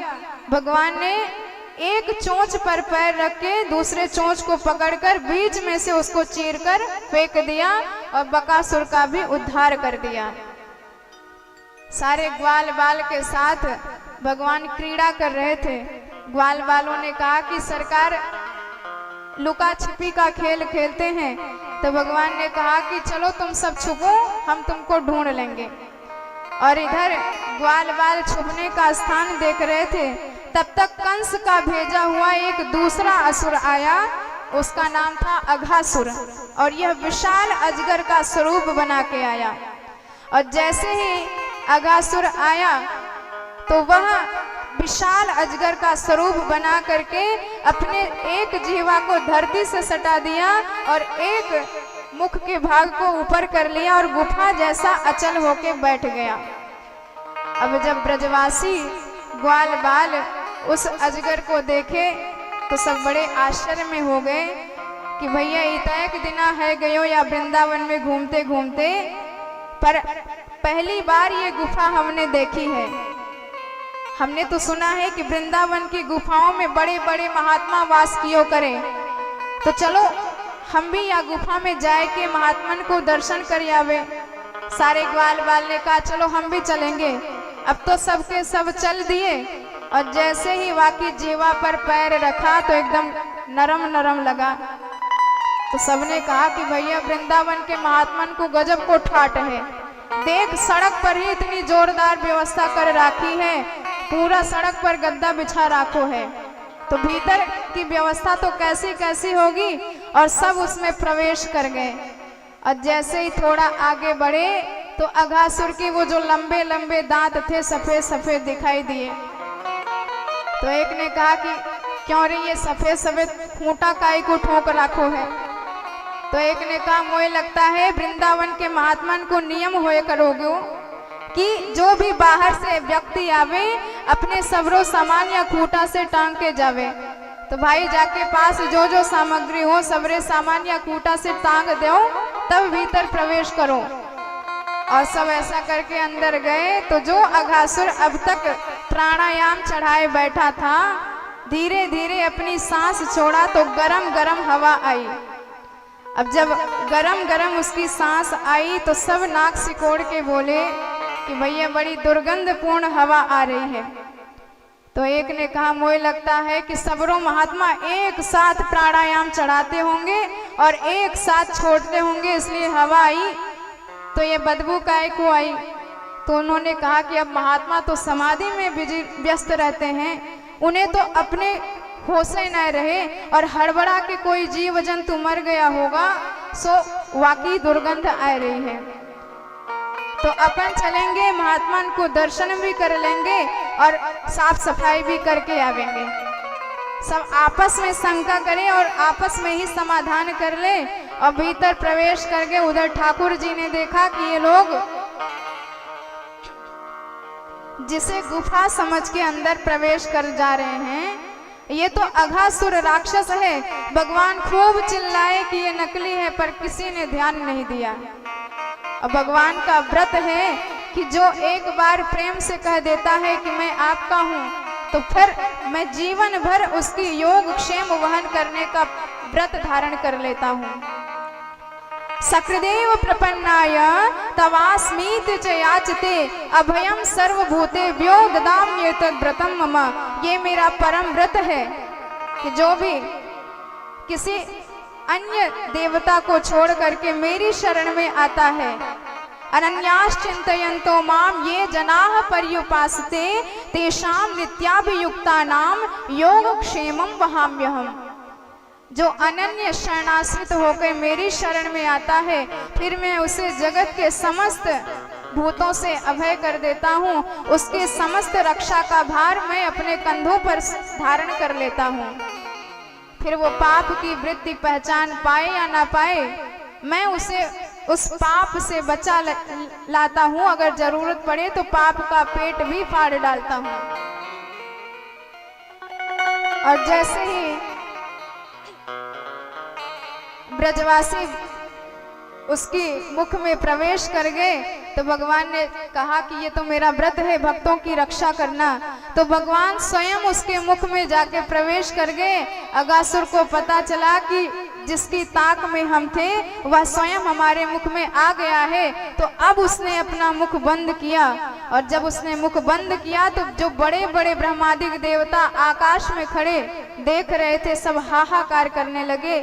पर भगवान ने उसके श्वास नलिका में पहुंचकर अपने शरीर का इतना विस्तार कर दिया कि उसका ब्रह्मरंध्र फट गया, सांस अवरुद्ध हो गई और उस अघासुर का भी कल्याण कर दिया। अघासुर के ब्रह्मरंध्र से भगवान निकले और सारे ब्रजवासियों को निकाला।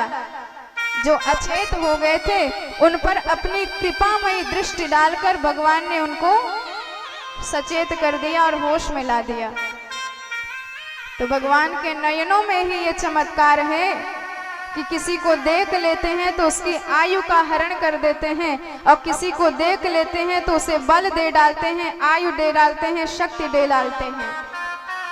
जब अर्जुन युद्ध कर रहा था, ठाकुर जी उसके सारथी बने थे, तो मानो भीष्म पिता ने अपनी स्तुति में कहा था कि अर्जुन तो अपने से लड़ने वालों को देख रहा था, पर ठाकुर जी आप टुकुर टुकुर किसको देख रहे थे। उन्होंने कहा कि मैं जान गया आप किसको देख रहे थे, क्योंकि आपकी नयनों में वो चमत्कार है जिसे देखते हैं उस पर अपनी कृपा डाल देते हैं। तो भगवान ने अपने अमृत जैसे नयनों से सबको होश में लाए। जब होश में आए सारे बालक, तो भगवान उन सबको लेके यमुना जी के तट पर गए। जो अपनी समस्त भोजन की सामग्री पेड़ पर टांगे थे, भगवान ने सबको उतरवाया और सारे गोप बालकों के रास मंडल में विराजमान होके भगवान सब ग्वाल बालों के साथ दिव्य भोजन लीला करने लगे। और इस भोजन लीला को बड़े बड़े ब्रह्मादिक देवता भी ऊपर से नीचे देख रहे हैं। और हमारे सुखदेव जी बड़ा सुंदर वर्णन करते हैं कि ठाकुर जी कैसा भोजन कर रहे हैं। बिभ्रद वेणु जठर पटयो श्रृंग वेत्रम च कक्षो वाम पाड़ी मसिर कवलो तत्फलानि अंगुलीषु तिष्ठन मध्य सपरिसृदो हासयन नर्म भी स्वई। भगवान कैसे भोजन कर रहे हैं। भगवान बीच में विराजमान है, उनके चारों ओर सारे ग्वाल बाल विराजमान है, और भगवान अपनी बाएं हथेली पर दही और भात का मिश्रण रख रखा है, और अपने अंगुलियों के बीच में अनेकानेक प्रकार के खट्टे मीठे अचारों को लगा रखा है। कहीं आम के अचार, कहीं आंवले का अचार, कहीं नींबू का अचार, सबसे मांग मांग कर अंगुलियों के बीच में अचार फंसा रखा है। और ऐसे खट्टे मीठे अचारों के बीच में भगवान दही भात का भोग लगा रहे हैं। और कभी कभी तो कोई कहता है कि कन्हैया देख मेरा लड्डू कितना मीठा है, तो भगवान उससे छीन कर वह लड्डू खा लेते हैं, उसका जूठा मीठा। और जब ब्रह्मादिक देवताओं ने देखा भगवान को इस तरह भोजन करते, और कभी कभी परिहास करके आपस में हंसने भी लगते हैं। उन्होंने कहा कि जो भगवान होते हैं उन्हें बड़े बड़े वेद मंत्रों से आह्वान किया जाता है, पर फिर भी भोग लगाने नहीं आते। और देखो तो ये कैसे भोग लगा रहे हैं, ना भोजन करने का नियम पता कि भोजन कैसे किया जाता है, ना भोजन करने का स्थान ही बढ़िया है, और ना शुद्धता का विचार किया, ना पवित्रता का विचार किया। आए और बैठ गए और हास परिहास करते हुए जूठा मीठा खा रहे हैं। ये भगवान हो ही नहीं सकता। ब्रह्मा जी को परम मोह हो गया। उन्होंने कहा कि परीक्षा लेनी चाहिए कि ये भगवान असली है कि नहीं है। तो ब्रह्मा जी ने क्या काम किया, समस्त ग्वाल बाल तो भगवान के साथ भोजन कर रहे थे, उनकी समस्त बछड़ों को चुराया और ब्रह्मलोक में ले जाकर सुला दिया। और जब बछड़े ब्रह्मलोक में ले जाके सुला दिया, ग्वाल बालों को याद आई कि कन्हैया खा तो ही रहेगो कि अपने बछड़ान ने भी देख लोगे। तो भगवान ने कहा तुम सब खाओ, यहाँ भोजन करो, हम जाके बछड़ों को देख के आते हैं। अब भगवान तो चले गए, इधर ब्रह्मा जी आए, ग्वाल बालों को भी चुरा लिया और ब्रह्मलोक में ले जाके सुला दिया। भगवान जब इधर आए तो ग्वाल बाल भी गायब। ध्यान में जब भगवान ने देखा तो ब्रह्मा जी की सारी करतूत समझ में आ गई। जान लिया कि ये ब्रह्मा जी की करतूत है, हमारी परीक्षा लेना चाहते हैं। तो भगवान ने कहा कि चलो हम ब्रह्मा जी को दिखा देते हैं कि परीक्षा लेने का परिणाम क्या निकलता है, क्योंकि परीक्षा लेने का अधिकार सिर्फ गुरु को है, श्रेष्ठ को है। शिष्य को क्या अधिकार कि गुरुदेव की परीक्षा ले। परीक्षा लेने वाले ही चक्कर में पड़ जाते हैं। भगवान ज्ञान का विषय है, भगवान भक्ति का विषय है, भगवान परीक्षा का विषय नहीं है, भगवान आपकी श्रद्धा का विषय है। परीक्षा लेने वाले बहुत आए और जिसने भी परीक्षा ली ऐसे फंसे कि फिर उनका जीवन भी उसी में नष्ट हो गया। सती मैया को भ्रम हुआ, शिव जी ने बारंबार समझाया लेकिन एक नहीं मानी और सती जी ने परीक्षा लिया तो उसका क्या परिणाम निकला आप सब जानते हैं। रावण ने भी परीक्षा ली, रावण का क्या परिणाम हुआ आप सब जानते हैं। परीक्षा लेने वाले अपने समस्त जीवन को भी नष्ट कर देते हैं। इधर भगवान ने कहा कि जो जिस विषय का पारंगत हो उसे उसी विषय में हराया जाए तो वह आपकी विद्वता मानेगा। यदि कोई ज्ञान का पारंगत है, वेद का पारंगत है, तो आप उसे वेद मंत्रों से हराएं, संतुष्ट करें, तब वह आपकी विद्वता स्वीकार करेगा।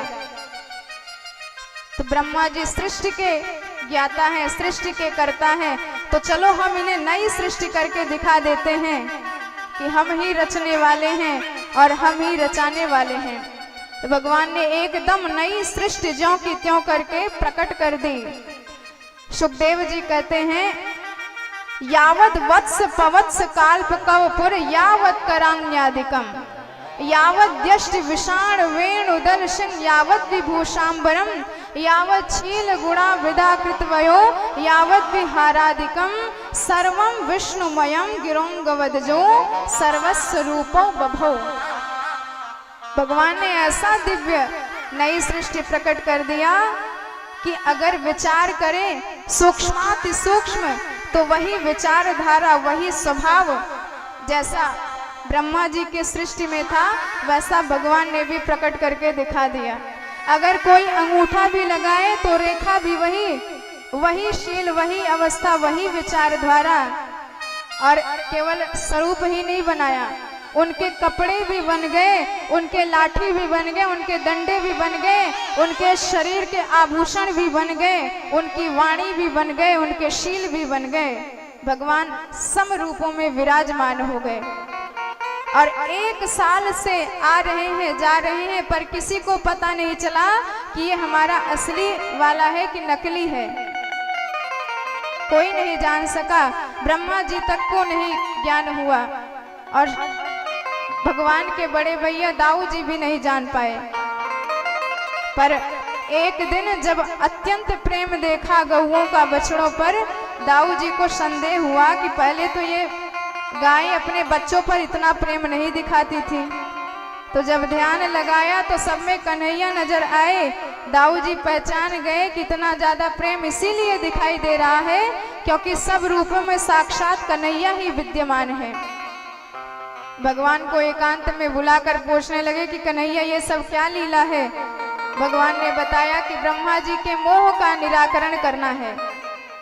और जब 1 साल बाद ब्रह्मा जी आके देखे तो सारे ग्वाल बाल, सारे बछड़े दिखाई दिए। ब्रह्मा जी ने जब ब्रह्मलोक में देखा तो ब्रह्मलोक में सब के सब सोते दिखाई दिए। अब जब ध्यान लगाया, भगवान की लीला समझ में आई। ब्रह्मा जी को बड़ी ग्लानि हुई कि हमने साक्षात ब्रह्म की परीक्षा ली। ब्रह्म जिज्ञासा का विषय है लेकिन परीक्षा का नहीं। यदि मैंने जगन्नाथ की परीक्षा ली है तो बहुत गलत कार्य किया है, इसके लिए मुझे भगवान से क्षमा मांगनी होगी। तो ब्रह्मदेव समस्त सृष्टि को भगवान के पास वापस कर दिए और 40 श्लोकों में दिव्य भगवान की स्तुति किए। उत्क्षेपणं गर्भगतस्य पादयोः किम कल्पते मातुरधोक्ष जागसे किमस्त नास्ति व्यपदेश भूषितम किम कल्पिते मातुरधोक्ष जागसे। ब्रह्मदेव कहते हैं कि हे प्रभु, नौमीट ते प्रवपुषम तडिदम्बराय, मैं आपके गोप रूप को प्रणाम करता हूँ। जैसे आकाश नीला नीला दिखाई देता है, जैसे समुद्र का जल नीला नीला दिखाई देता है, ये सब अनंत हैं, ठीक इसी प्रकार आपका यह श्याम वपु भी अनंत है। सगुण साकार रूप होकर भी आप अनंत स्वरूप हैं, भक्तों पर दया करने वाले हैं। प्रभु, एक बात मैं निवेदित करना चाहता हूँ कि माँ के गर्भ में जब बालक रहता है और वह बच्चा माँ के पेट में कभी कभी लात भी मार देता है, लात चला देता है, तो क्या माँ उसका बुरा मानती है? बिल्कुल नहीं। इसी प्रकार आप अनंत कोटि ब्रह्मांड नायक हैं, समस्त ब्रह्मांड आपके पेट में समाया हुआ है। तो क्या मैं ब्रह्मा आपके पेट का बच्चा नहीं हूँ? यदि मुझसे कुछ गलती हो गई तो हे प्रभु, मुझे अपना बालक समझकर मुझे क्षमा दान कर दीजिए। इस प्रकार की बातों को कहा तो भगवान थोड़े से प्रसन्न तो हुए, लेकिन ब्रह्मा जी की करतूत याद करके फिर परम दुखी हो गए। ब्रह्मा जी से बात तक नहीं करते। ब्रह्मा जी ने सोचा, जब हमसे नहीं बात कर रहे हैं तो यदि हमने इनके ग्वाल बालों के गुणगान गाए, ब्रजवासियों के गुणगान गाए, तो शायद ये प्रसन्न हो जाए। क्योंकि यदि माँ नाराज है और आप उसके बच्चे को प्रसन्न कर दे, उसके बच्चे को ले जाके बढ़िया बढ़िया खिलौना दे दे, जब बच्चा प्रसन्न हो जाता है तो माँ उसे देखकर अपने आप प्रसन्न हो जाती है। तो शायद यदि मैंने ब्रजवासियों के गुणगान गाए तो भगवान अवश्य प्रसन्न हो जाएंगे। तो ब्रजवासियों के गुणगान गाने लगते हैं कि हे प्रभु, धन्य है ये ब्रजवासी जिनके यहाँ आप परब्रह्म होकर भी नृत्य करते हैं। ब्रह्मा जी इस प्रकार कह के कहने लगे कि जो भगवान योगियों को भी दुर्लभ है, वही परब्रह्म जब गोपियों के पास आया तो गोपियां उसे अपने मटके के मटके पर भी नचाती हैं। गोपियां कहती हैं कि सरकार, यदि आपको माखन चाहिए तो न एक बढ़िया सा ठुमका लगाए दो, यदि नाच हमको ठीक लगो तो आपको माखन का गोला खवाएंगी। तो भगवान माखन के लोभ से नृत्य करके ठुमुक ठुमुक कर गोपियों को रिझाते हैं। वही परब्रह्म जो बड़े बड़े योगियों को भी ध्यानागम्य होता है। बारंबार धन्यवाद कर रहे हैं, ब्रजवासियों के सौभाग्य की सराहना कर रहे हैं।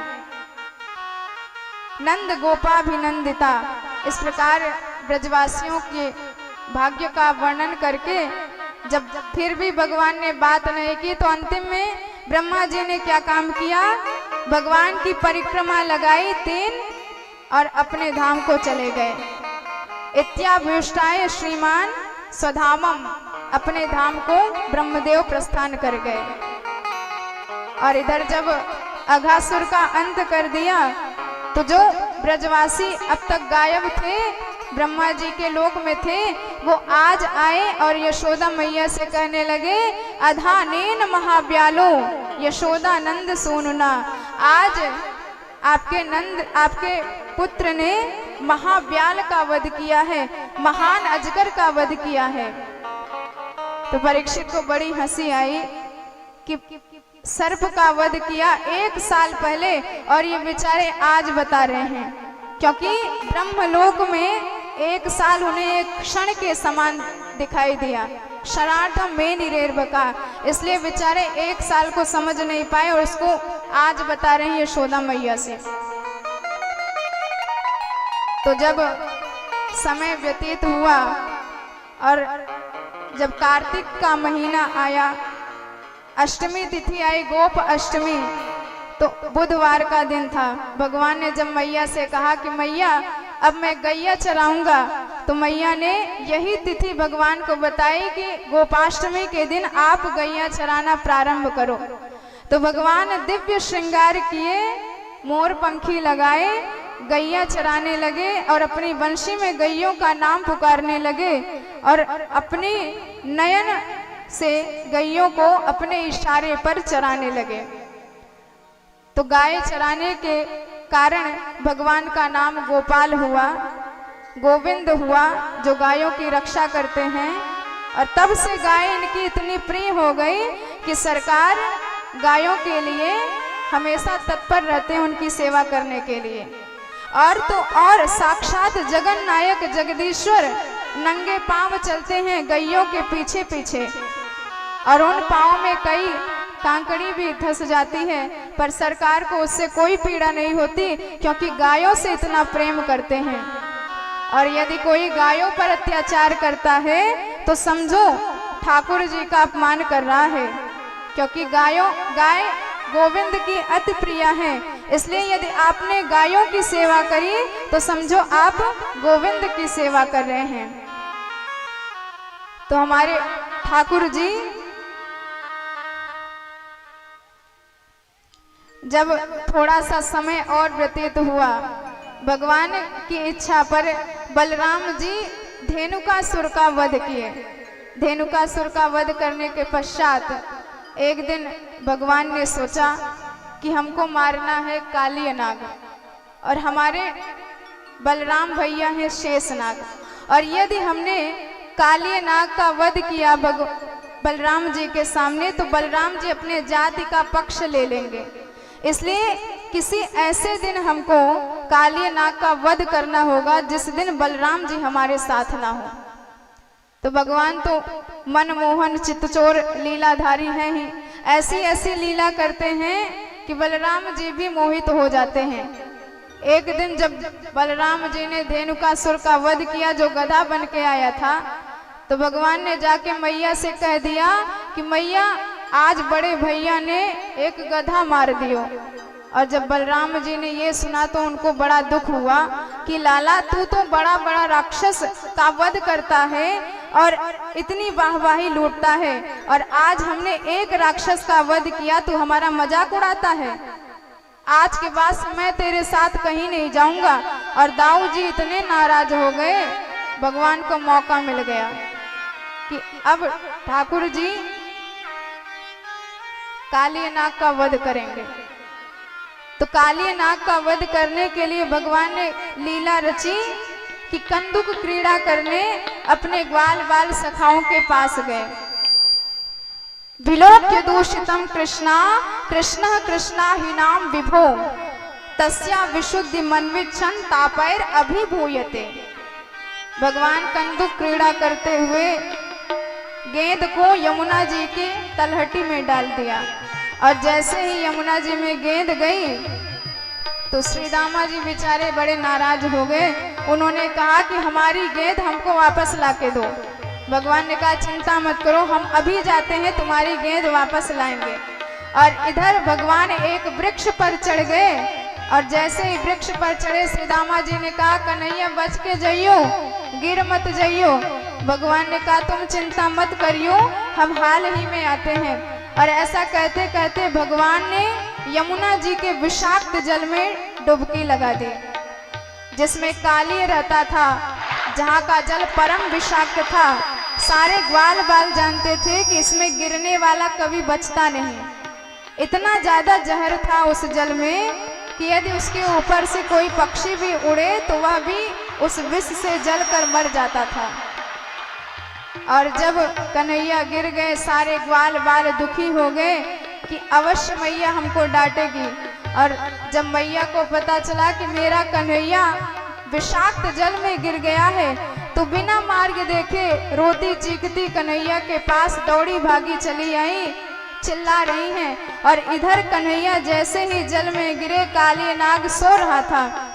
उनकी पत्नियों ने भगवान का दिव्य स्वरूप देखा तो कहने लगे कि बेटा अभी तुम्हारा सौभाग्य है, हमारे पति सो रहे हैं, उनके जगने से पहले तू यहाँ से निकल के भाग जा, क्योंकि यदि वो जग गए तो फिर तेरा प्राण नहीं बच पाएगा। कन्हैया ने कहा हम तो वाते ही मिलने आए हैं, तू जगा दे अपने पति को। और इतनी तेज से बोले कि काली नाग जग गया। और जैसे ही काली नाग ने कृष्ण भगवान को देखा तो इतना क्रोधित हो गया कि भगवान पर ही फुफकार उठा।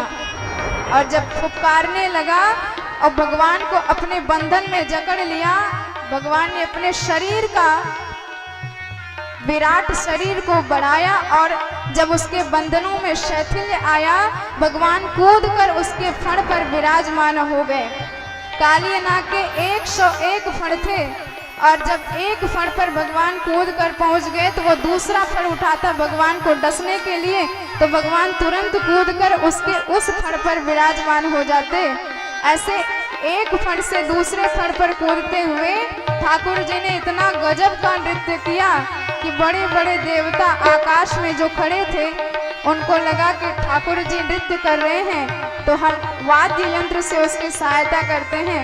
तो गंधर्व गान करने लगे, अप्सराएं नृत्य करने लगी, और बड़े बड़े देवता अनेकानेक वाद्य यंत्रों से ठाकुर जी के नृत्य में सहयोग प्रदान करने लगे। आइए हम और आप भी इस झांकी का दर्शन सूरदास जी के शब्दों में श्रवण करते तांडव हैं। गति मुंडन पर नाचते गिरधारी, तांडव गति मुंडन पर नाचते गिरधारी, तांडव गति मुंडन पर नाचते गिरधारी, तांडव गति मुंडन पर नाचते गिरधारी, तांडव गति मुंडन पर नाचते गिरधारी, तांडव गति मुंडन पर नाचते गिरधारी। पम पम पम पग पटकत पम पम पम फननि पर, पम पम पम पग पटकत पम पम पम फननि पर, बिम बिम बिम विनति करत नाग वधूहारी, तांडव गति मुंडन पर नाचते गिरधारी, तांडव गति मुंडन पर नाचते गिरधारी, तांडव गति मुंडन पर नाचते गिरधारी। ससिक ससिक सनिकादिक नन्नन नारद मुनि, ससिक ससिक सनिकादिक नन्नन नारद मुनि, मम मम मम महादेव बम बम बलिहारी, तांडव गति मुंडन पर नाचते गिरधारी, तांडव गति मुंडन पर नाचते गिरधारी, तांडव गति मुंडन पर नाचते गिरधारी। विविध विविध विद्याधर दम दम दम देव सकल, विविध विविध विद्याधर दम दम दम देव सकल, गंग गंग गुनि गंधर्व नाचते देतारी, तांडव गति मुंडन पर नाचते गिरधारी, तांडव गति मुंडन पर नाचते गिरधारी, तांडव गति मुंडन पर नाचते गिरधारी। सूरदास प्रभु की वाणी किन किन किन हो न जान, चन चन चन चरण परत निर्भय कियो काली, तांडव गति मुंडन पर नाचते गिरधारी, तांडव गति मुंडन पर नाचते गिरधारी, तांडव गति मुंडन पर नाचते गिरधारी, तांडव गति मुंडन पर नाचते गिरधारी, तांडव गति मुंडन पर नाचते गिरधारी, नाचते गिरधारी, नाचते गिरधारी। बोली भक्त वत्सल भगवान की जय हो। भगवान ने काली के 101 फण पर कूद कूद कर इतना दिव्य नृत्य किया कि देख देख कर देवता निहाल हो गए।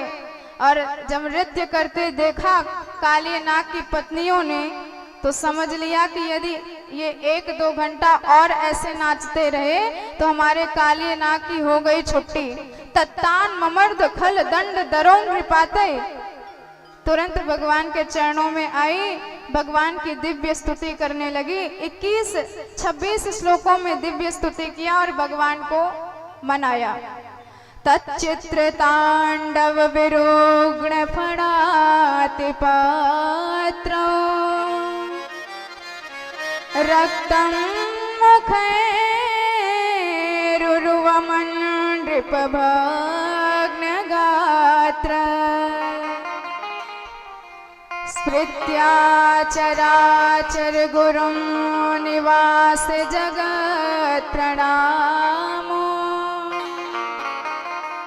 नारायणं तमर्णं मनसा जगाम। नाग पत्नियों ने कहा, हे ठाकुर जी, हम आपकी कृपा को जानती हैं, आपके अनुग्रह को जानती हैं, इसलिए अब ज्यादा कृपा मत करो, अब हमारे पति को क्षमा दान प्रदान करो, क्योंकि आपके क्रोध करने में भी अनुग्रह ही छुपा हुआ है। हमारी ही गलती है कि जीवन में पग पग पर हम समस्त विषयों पर विश्वास कर लेते हैं, समस्त व्यक्तियों पर विश्वास कर लेते हैं, लेकिन जब बारी आती है जगन्नाथ पर विश्वास करने की, उसी समय हमारी ये कुतर्कनी बुद्धि ऐसी कुतर्क की कैंची चलाती है कि सारे विश्वास को छिन्न भिन्न कर डालती है। मान लो आप विदेश गए, पहली बार गए हैं, आपको कुछ ज़्यादा ज्ञान नहीं है और आप टैक्सी में बैठ गए, ड्राइवर से कहा कि इस पते पर हमको जाना है, पहुंचा दोगे? तो ड्राइवर ने कहा बिल्कुल पहुंचा देंगे। तो आप विश्वास करके उसकी गाड़ी में बैठे हैं कि ये हमें अवश्य लक्ष्य तक पहुंचा देगा। तो उस अपरिचित व्यक्ति पर विश्वास है, लेकिन यदि ये कह दो कि भगवान पर भी विश्वास कर लिया करो तो नहीं करेंगे। और मान लो आप दाढ़ी बनवाने गए, नाई की दुकान पर कुर्सी पे बैठे हैं, उससे कह दिया कि दाढ़ी बनाओ फटाफट, और वो पैना सा उस्तरा लेके आपके गले पर बराबर चलाए जा रहा है। आप आंख बंद करके आराम से बैठे हो कि दाढ़ी बनाएगा, गला नहीं। मान लो उसने गला ही बना दिया तब, लेकिन विश्वास है, आपको विश्वास करके बैठे हैं। पर जब भी भगवान पर विश्वास करने की बात आती है तो हमारी दुर्बुद्धि ही इतनी खराब बन जाती है कि हमारा सारा विश्वास छिन्न भिन्न हो जाता है। तो प्रभु आपने काले नाग को दंड दिया, मतलब आप उस पर कृपा करना चाहते हैं, उसको सन्मार्ग पर लाना चाहते हैं, इसलिए हम आपको बारंबार नमस्कार करते हैं। केवल एक ही आपसे इच्छा है। भगवान ने कहा क्या चाहती हो? उन्होंने कहा कि न नाक पृष्ठम न सार्वभौमम न पारमेष्टम न रसाधिपत्यम। भगवान ने कहा तो चाहती क्या हो? तो उन्होंने कहा वांछन्ति तत्पाद रजः प्रपन्ना। भगवान हम केवल आपकी चरण की रज चाहती हैं। भगवान ने जब सुना तो समझ गए बड़ी बुद्धिमती देवियां हैं, क्योंकि यदि कोई गंगा जी में स्नान कर रहा हो और आप उससे कहे कि हम आपके चरणों की धूल चाहते हैं, तो पहले वो गंगा जी से बाहर आएगा, मिट्टी में पैर रखेगा, जब मिट्टी में पैर लग जाएगी तब जाके वह आपको चरण धूल दे सकेगा। तो भगवान चाहते हैं कि देवियों का यह भाव तो केवल एक श्रद्धा का विषय है, लेकिन वस्तुतः ये अपने पति की प्राण चाहती हैं। तो मान लो भगवान ने उनसे कहा कि अपनी स्पष्ट इच्छा व्यक्त करो, तो अब काली नाग की पत्नियां कहती है कि पति प्राण प्रदीयताम, प्रभु हमारे पति के प्राणों का दान हमें कर दीजिए। भगवान बड़े प्रसन्न हुए और जैसे ही काली नाग की फण से नीचे उतरे तो फिर फुफकार करके खड़ा हो गया। भगवान ने कहा देख लो, आप कहती हो कि इसे क्षमा दान दे दो, लेकिन ये तो बारंबार अकड़ रहा है। तो नाग पत्नियों ने कहा कि काली अपने पति से कहा कि तुरंत माथा झुकाओ, नहीं तो फिर से ठुमका मारना चालू कर देंगे तो आपको लेने के देने पड़ जाएंगे। उसने अकड़ कर कहा कि मैं क्यों माथा झुकाऊं, मैं कोई अपराधी हूं जो इनके सामने झुक जाऊं? भगवान ने कहा तुम अपराधी नहीं तो और क्या हो? तुमने जल को इतना विषाक्त कर दिया है कि इसके ऊपर से उड़ने वाली पक्षियां मर जाती हैं। मेरी गौओं ने आज इस जल का पान कर लिया तो सारी की सारी मूर्छित हो गई, तो ये अपराध नहीं है। उन्होंने कहा कि पहले अपराधी को अपना अपराध सिद्ध न करने का मौका दिया जाए, तब न्याय करना आप। तो भगवान ने कहा तो सिद्ध मत करो, सिद्ध करो कि तुम अपराधी नहीं हो। तो उसने कहा कि पहले ये बताओ कि इस सृष्टि की रचना कौन करता है? भगवान ने कहा हम करते हैं। और इस सृष्टि में क्रोध कौन प्रकट करता है? भगवान ने कहा हम प्रकट करते हैं। तो उसने कहा कि सरकार अब फैसला आपके ही हाथ में है। जब सांप आपने बनाया, तामसी स्वभाव आपने बनाया, तो जो आपने दिया हमने वही तो आपको वापस लौटा दिया। तन मन धन जो कुछ है सब कुछ है तेरा, स्वामी सब कुछ है तेरा,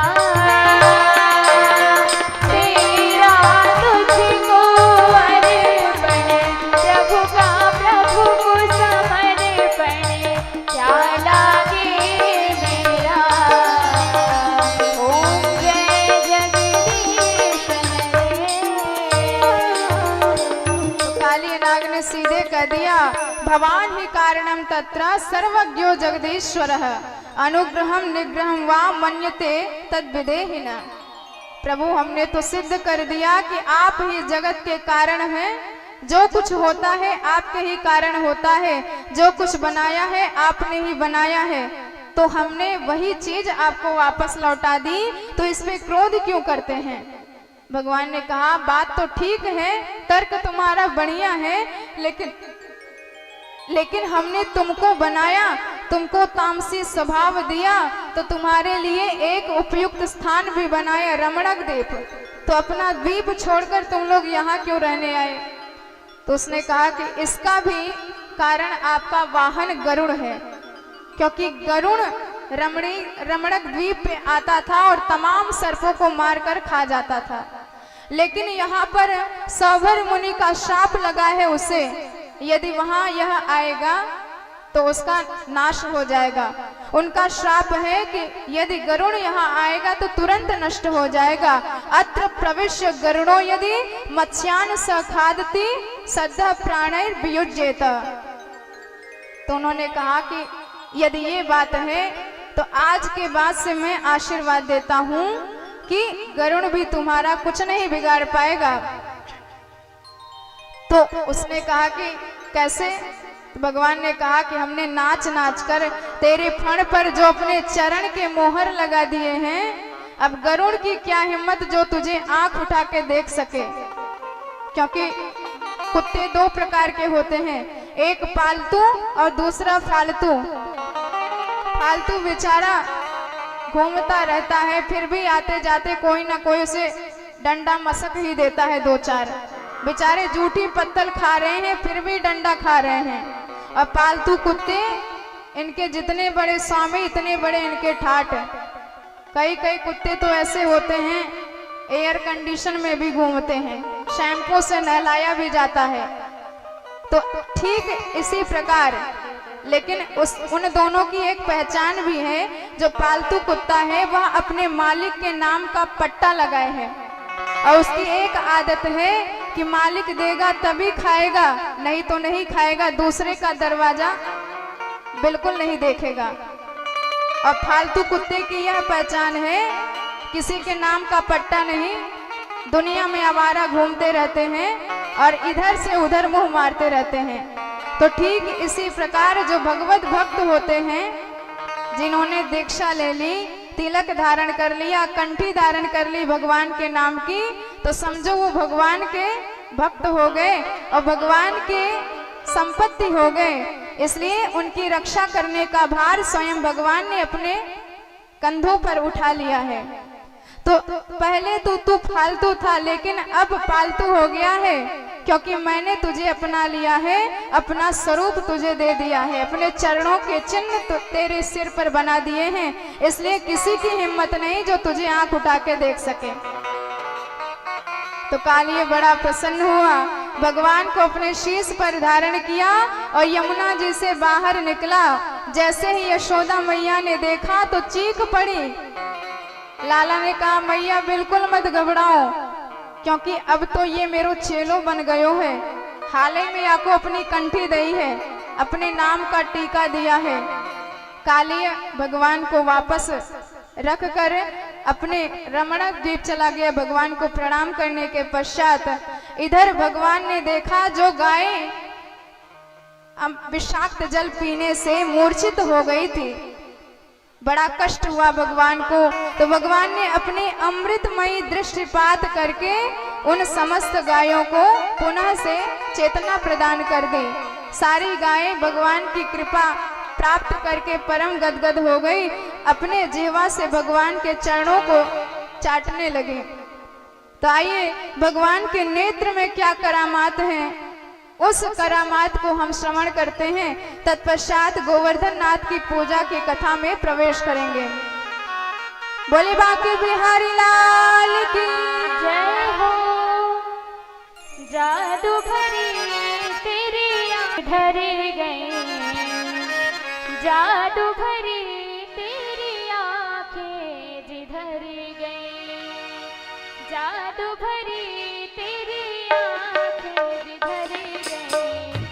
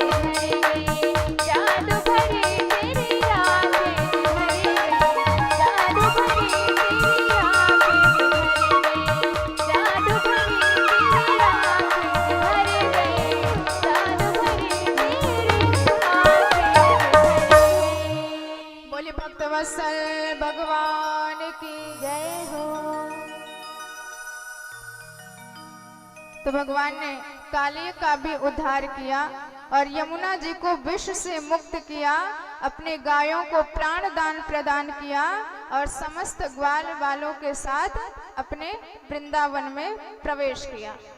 और ऐसे ऐसे जब शरद की ऋतु आई तो शरद की ऋतु में इतना सुंदर वातावरण चारों तरफ फैल गया कि सरोवर में कमलें खिल उठी और इतने सुंदर वातावरण को देखा भगवान ने। चारों तरफ हरियाली ही हरियाली दिखाई दी। इतने सुंदर हरियाली में भगवान मनमोहन का मन परम आनंदित हो गया। भगवान ने उसी समय अपनी दिव्य वंशी में नाद कर दिया और उस वंशी की ध्वनि जिसके कान गई वही अपना भूल गया समस्त भान। इत्थं सरस्वच्छ जलम पद्माकर सुशोभिना न्यविशत वायुना वाता सगो गोपाल गोच्युतः बर्हापीडं नटवरवपुः कर्णयो कर्णिकारा बिभ्रद्वासं कनक कपिशुं वैजयन्तीं च माला। भगवान ने जब वेणु का नाद किया, इतनी दिव्य वेणु की ध्वनि प्रकट हुई कि वही वेणु की ध्वनि वृंदावन में जिन जिन गोपियों के कान गई और जिन स्वर्ग में अप्सराओं के कान गई जो नृत्य कर रही थी, अपने समस्त ताल को भूल गई, समस्त लय भूल गई।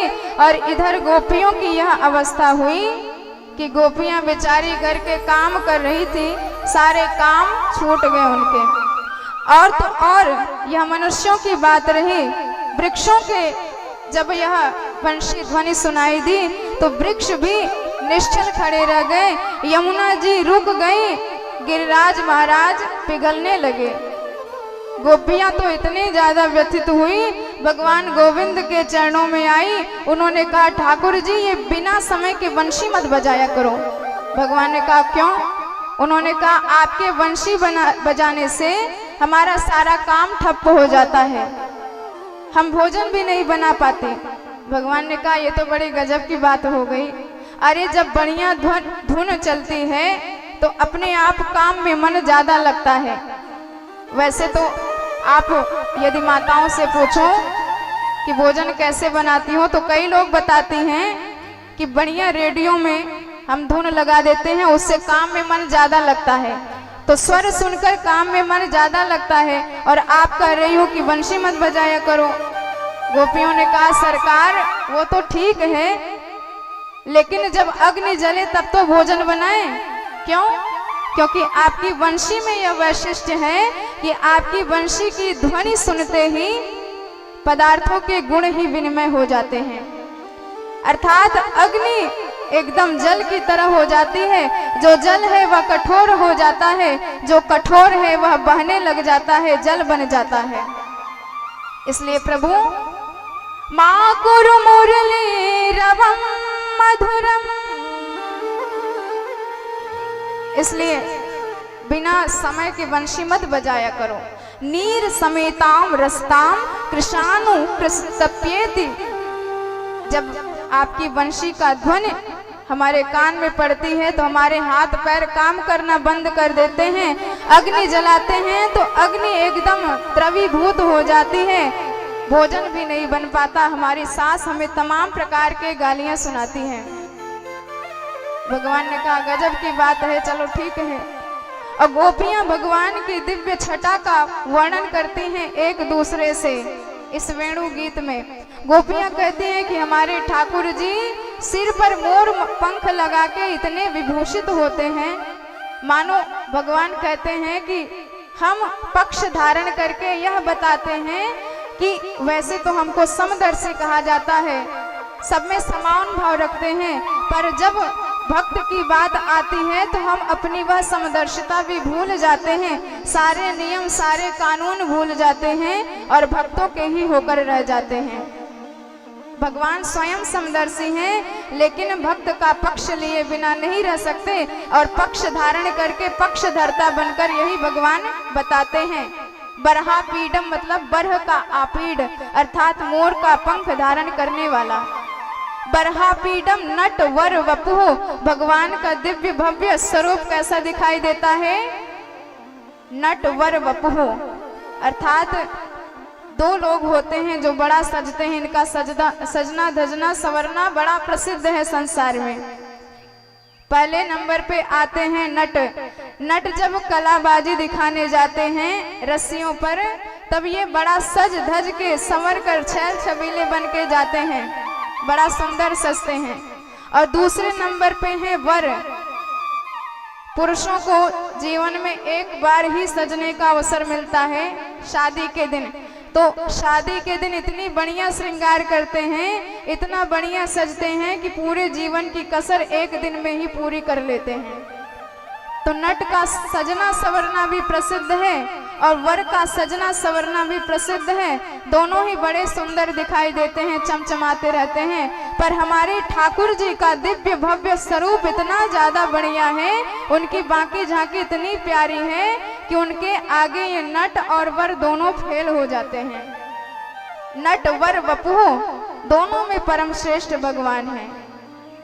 और उनके एक कान में कनेर का पुष्प लटका हुआ है और जिस तरफ भगवान मुख करते हैं वह कनेर का पुष्प उसी तरफ मुड़ जाता है, मानो भगवान की सेवा करने का वह एक अवसर देखता हो।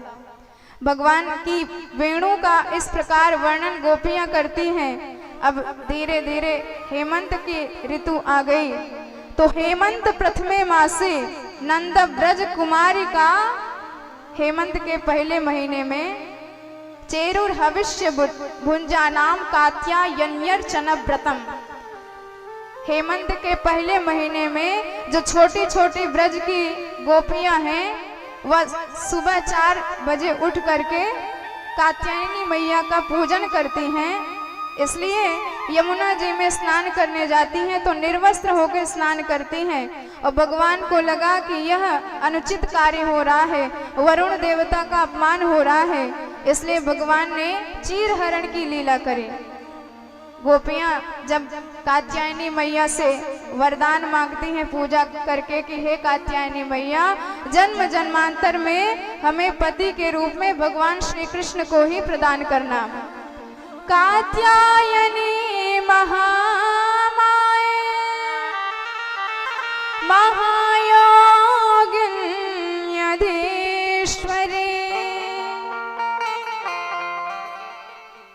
उन्होंने कहा कि हे कात्यायनी मैया, हमें जन्म जन्मांतर में केवल कृष्ण भगवान ही प्राप्त हो, यही वरदान हमको आप दीजिए। तो भगवान ने सोचा कि हमारी कामना करती हैं तो इनकी इस हेतु को तो अवश्य पूरी करेंगे, पहले चीर हरण लीला करके इनके अज्ञान का हरण करेंगे। और जब एक दिन गोपियां स्नान कर रही थी तो भगवान उनके वस्त्र चुरा के वृक्ष पर बैठ गए। गोपियों ने देखा कि कपड़े गायब, और जैसे ही सिर उठाया तो कोई बंदर तो देखा नहीं, लेकिन वानराधीश बैठे दिखाई दिए। गोपियों ने वरदान मांगा था कात्यायनी मैया से, भगवान उसी की पूर्ति कर रहे हैं। उन्होंने कहा था नंद गोप सुतम देवी पतिम में कुरुते नमः, तो भगवान गोपियों के पति हैं। और जैसे ही भगवान को देखा गोपियों ने तो उन्होंने कहा कि आप धर्मज्ञ हो, आपको शर्म नहीं आती इस प्रकार की अधर्मता करते हुए। भगवान से गोपियों ने कहा कि हे प्रभु, हम आपकी दासियां हैं, इसलिए हम पर कृपा करो और धर्म का कार्य करो। श्याम सुंदर ते दास्या करवामि तवोदितम देहि वासांसि धर्मज्ञ नोचेद राज्ञे ब्रुवामहे, और यदि नहीं दोगे तो फिर राजा से शिकायत कर देंगे। भगवान ने कहा एक तरफ तो हमारी दासी बनती हो और दूसरे तरफ राजा की धमकी देती हो, तो जाओ जो करना है कर लो। पर गोपियों ने कहा कि भवत्यो यदि में दास्यो करवामि तवोदितः, हम तो आपकी जन्म जन्मांतर से दासियां हैं। भगवान ने दिव्य ज्ञान दिया कि हम सर्वत्र विराजमान हैं, कण कण में हमारी सत्ता है, इसलिए हम कहीं से गायब नहीं हैं, हमको सर्वत्र देखना। और यही दिव्य ज्ञान देके उनको महाराज का अधिकारी बना दिया। भगवान ने वस्त्र दान कर दिए। और इससे यही शिक्षा मिलती है कि जीव और परमात्मा के बीच में जो माया का चीर है, जब तक भगवान उस माया को नष्ट ना करे, जीव अनेकानेक प्रयत्न करके भी भगवान का दर्शन नहीं कर सकता। इस प्रकार भगवान ने यह लीला करी। और तत्पश्चात जब समय व्यतीत हुआ, एक दिन दीपावली का शुभ दिन आया। और उस दीपावली के शुभ दिन पर भगवान जैसे ही सोकर उठे, मैया के पास आए तो भगवान ने देखा कि मैया अनेकानेक प्रकार के पकवान बना रही है, व्यंजन बना रही है, बड़ी खुशबू आ रही थी। भगवान दौड़े दौड़े आए, मैया के गोद में बैठ गए। मैया, या सब व्यंजन को सबसे पहला मैं ही खाऊंगा। मैया ने डांट लगाई कि पहले यहाँ से चल, जय जयकार है जाएगी तब तो को कछु प्रसादी मिलेगी। अब भगवान बड़े दुखी हो गए। मैया ने इतने पकवान बनाए हैं, खुशबू इतनी जोरदार आ रही और चाकवे को एको न दे रही। तो मैया से जब ज्यादा ही मिन्नतें करने लगे तो मैया ने कहा कि जाए जाए के अपने बाबा से पूछ कि जय जय कौन सी बलाए है। अब भगवान पिताजी के पास आए और नंद बाबा से पूछने लगे, कथ्यताम में पिता को यह संभ्रमम वा उपागतः किम फलम कस्य चोदेश केन वा साध्यते मखः। भगवान नंद बाबा से प्रश्न करने लगे, पिताजी ये बताओ, मैया इतना पकवान बनाई है और एक भी नहीं दे रही, और बोलती है कि जब जय जयकार है जाएगी तब तो को प्रसादी मिलेगी। तो मैया ये बताओ कि ये जय जय कौन सी बलाए है बाबा। तो नंद बाबा ने कहा कि देख बेटा, हम प्रतिवर्ष दीपावली के दिन इंद्र की पूजा क्यों करें। भगवान ने कहा क्यों। उन्होंने कहा जब इंद्र की पूजा हम क्यों करें तो इंद्र प्रसन्न है जाए और प्रसन्न है के बारिश करे और वर्षा के जल से पूरे वृंदावन में हरियाली भर जाती है। और वृंदावन में जब हरी भरी घास उत्पन्न है जाए तो गैया वा को चर के खूब मनन दूध दे। और यदि मान लो वर्षा ही ना भाई तो सूखा नहीं पड़ जाएगा। भगवान ने कहा ये कैसी बात हुई। अगर मान लो आधे ब्रजवासी पूजा करें, आधे ब्रजवासी नाय करें, तो का इंद्र केवल पूजा करवे वालों के खेतन में पानी बरसाएगा। तो नंद बाबा ने कही बेटा तू है तो नैक 7 बरस को छोड़ो, पर बातें ऐसी ऐसी करी कि मोए बुड्ढे की खोपड़ी भी गर्म है जाए। बोल तेरे मन की इच्छा कहा है, जो मन की बात हो सब कह डार। नंद बाबा ने कही थी परजन्यो भगवान इंद्रो मेघ वस्तास्म मूर्ते। तो भगवान कहते हैं कि मैं तो एक ही ज्ञान की बातें जानता हूँ। कर्मणा जायते जंतु कर्मणैवा विलीयते, सुख दुख भयम क्षेम कर्मणैवा विपद्यते। भगवान कहते हैं कि पिताजी आप परमात्मा को भंडारी की तरह समझ लो। और भंडारी जी हैं आपके, आपने उनसे कहा कि महाराज आज खीर हमको खवाओ, और आपने उनको सामग्री कछु दी न चावल दिया, ना दूध दिया, ना मेवा दिया, ना शक्कर दिया, तो कहाँ से खवाएंगे। पहले उनको सामग्री ले जाके दो और तब भंडारी जी उस सामग्री से व्यंजन बनाएंगे और आपको खिलाएंगे। ऐसे ही परमात्मा भंडारी जी की तरह होता है। आपने कर्म कुछ किया नहीं, केवल फल की कामना आप करने लगे कि ये हो जाए वो मिल जाए। तो पहले जीव को कर्म करना पड़ता है और कर्म करने के पश्चात उस कर्म को भगवान को समर्पित करना पड़ता है, तब भगवान फल बना के आपको प्रदान करते हैं। और रही बात इंद्र की पूजा करने की, तो पिताजी हमने सुना है कि जगत में प्रत्यक्ष देवता जब हैं तो अप्रत्यक्ष देवता की पूजा क्यों करें। हमारे प्रत्यक्ष देवता हैं गो विप्रानल पर्वतान, अर्थात गाय, अग्नि, ब्राह्मण और पर्वत, ये 4 जगत के प्रत्यक्ष देवता कहे गए हैं। और जब प्रत्यक्ष देवता विराजमान है तो आप इंद्र की पूजा क्यों करते हैं? और रही बात इंद्र की पूजा करने की, तो इन्हें आप पत्ते पत्ते तक जल पहुंच जाएगा। तो इसी प्रकार हमारे भगवान जो प्रत्यक्ष देवता हैं, यह मूल हैं। आपने इनकी पूजा कर ली तो जगत में जितने भी छोटे मोटे देवी देवता कहे जाते हैं, सबकी पूजा अपने आप हो जाएगी। यथा तरोर मूल निषेचनेन तृप्यन्ति तत् स्कंद भुजोपशाखा। इसीलिए पिताजी हमारे यहाँ प्रत्यक्ष देवता हमारे गोवर्धन गिरिराज विराजमान है। मेरी बात मानो तो या बार हमारे गोवर्धन नाथ की पूजा करके देख लो। नंद बाबा ने कही तेरी बात तो एकदम ठीक है, बरसों बीत गए वहाँ इंद्र की पूजा करते करते, तो चल या साल तेरे देवता की पूजा ही करेंगे। अब नंद बाबा जी मान गए और कन्हैया से पूछने लग गए कि कन्हैया तेरे देवता की पूजा करवे की ताई, कौन कौन सो सामग्री चाहिए सो सब बताए दे। भगवान ने कही वैसे तो बहुत ज्यादा सामग्री की आवश्यकता न है पूजा की, लेकिन एक बात है, मेरे देवता को खावे पीवे की ताई भरपूर चाहिए, कोई कमी नहीं रहनी चाहिए। और जब इस प्रकार भगवान ने बताया तो नंद बाबा ने पूरे ब्रज प्रदेश में दुहाई लगवा दी कि कल सुबह गोवर्धन नाथ की पूजा होएगी, इसलिए समस्त ब्रजवासी बढ़िया बढ़िया व्यंजन के थाल सजाए के गोवर्धन नाथ की तलहटी में पहुंचेंगे। अब जब सुबह हुई तो सारे ब्रजवासी ले थार बढ़िया बढ़िया पकवान सजाए सजाए के, रबड़ी कचौड़ी पकौड़ी मगौड़ी रसगुल्ला रसमलाई इत्यादि बढ़िया से सजा सजा के सारे के सारे गोवर्धन नाथ की तलहटी में पहुंचे भगवान कन्हैया के साथ। और जैसे ही समस्त ब्रजवासी गोवर्धन जी की तलहटी में पहुंचे तो कन्हैया से पूछा कि कन्हैया बताओ तेरो देवता कहाँ है? भगवान ने कहा कि ये 7 कोस के लंबे चौड़े देवता तो कुनाए दिखाई दे रहे हैं। अब ब्रजवासी बोले कन्हैया तू सुबह से भांग खाए के तो ना निकलो, अरे इतने विशाल लंबे चौड़े देवता या की पूजा कैसे करेंगे? भगवान ने कहा पुजारी हम अलग खड़े हैं, जैसी विधि बताते जाएं वैसी वैसी पूजा करते जाओ। तो ब्रजवासी बोले चल बता सबसे पहले क्या किया जाए? भगवान बोले सबसे पहले देवता को स्नान कराओ। अब जितने ब्रजवासी थे सब के सब बड़े बड़े कलसा यमुना जी का जल भर भर के लाए और गोवर्धन नाथ जी के ऊपर डालने लगे, उड़ने लगे। हजारन कलसा पटक दिए, पर गोवर्धन नाथ कहाँ से गिले होते।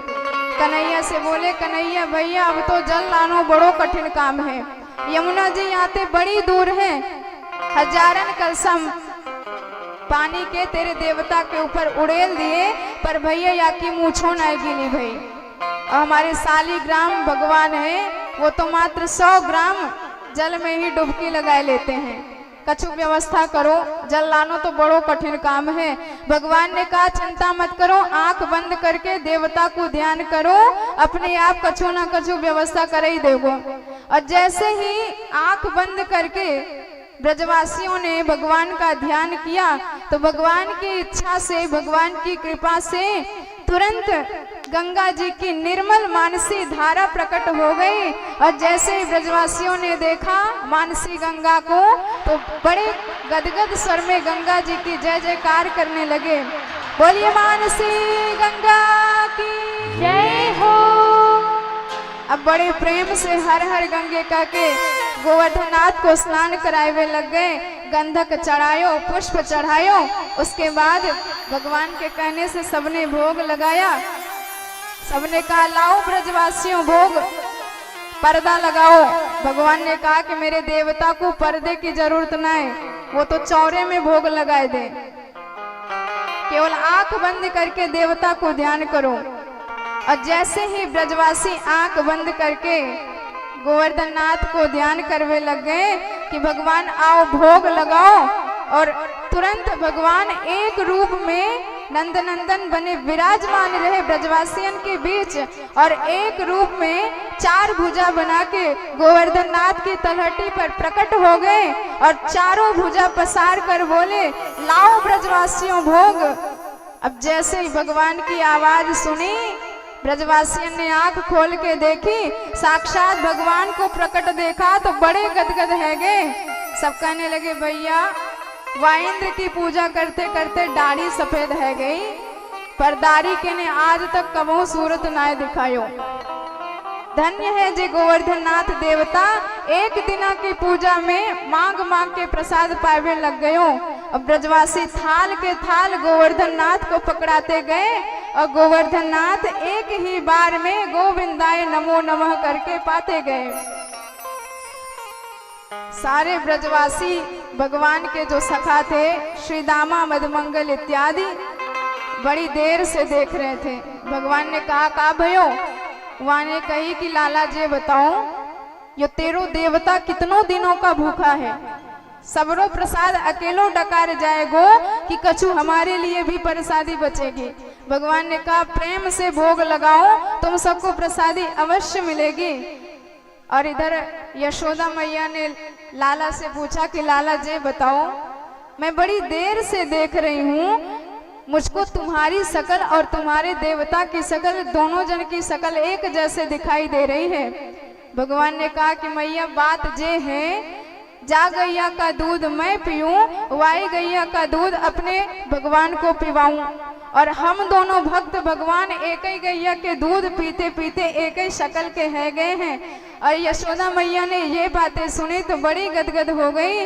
लाला तेरी लीला तू ही जान, पर कोई कमी तो नहीं रह गई। भगवान ने कहा मैया कमी तो कुछ नहीं है, लेकिन एक बात अवश्य ध्यान देने की है कि हमारे भगवान को भोग में कमी चल सकती है, लेकिन यदि इनके 7 कोष की परिक्रमा ना लगाई जाए तो इनकी पूजा अधूरी मानी जाती है। इसलिए एक ही कमी है परिक्रमा की, और यदि ये कमी भी पूरी कर दोगी तो गोवर्धन नाथ की पूजा संपूर्ण हो जाएगी। तो जैसे ही परिक्रमा की बात करी, अब तो जितने ब्रजवासी थे सब के सब बड़े जोश में, बड़े उत्साह में भर गए कि हम सब बड़े प्रेम से कीर्तन कर करके भगवान गोवर्धन नाथ की परिक्रमा लगाएंगे। तो आज हम सब भी गोवर्धन नाथ की परिक्रमा लगाने वृंदावन पहुंचते हैं। आप ये मत सोचो कि गोवर्धन नाथ यहाँ से बड़ी दूर है। आप जब मन चाहता है, हमारा मन 1 मिनट में अमेरिका तक पहुंच जाता है, सेकंड का भी समय नहीं लगता। यहाँ सोचा कि मन आपका अमेरिका पहुंच गया। और ऐसे ही यदि आप चाहें तो अपने मन से वृंदावन पहुंचकर गोवर्धन नाथ की परिक्रमा लगा सकते हैं। इसलिए जो जो गोवर्धन नाथ की परिक्रमा लगाना चाहे वो तैयार हो जाए, भगवान के साथ बड़े भाव से, बड़े प्रेम से गोवर्धन नाथ की परिक्रमा लगाएंगे। तो दोनों हाथों से ताली की सेवा करते हुए, भाव पूर्वक गाते हुए गोवर्धन नाथ की परिक्रमा मन से लगाइए। बोल गोवर्धन नाथ की जय हो।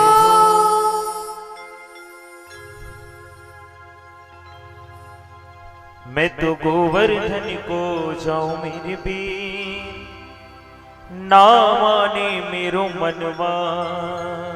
मैं तो गोवर्धन को जाऊं मेरी वीणा, माने मेरो मनवा।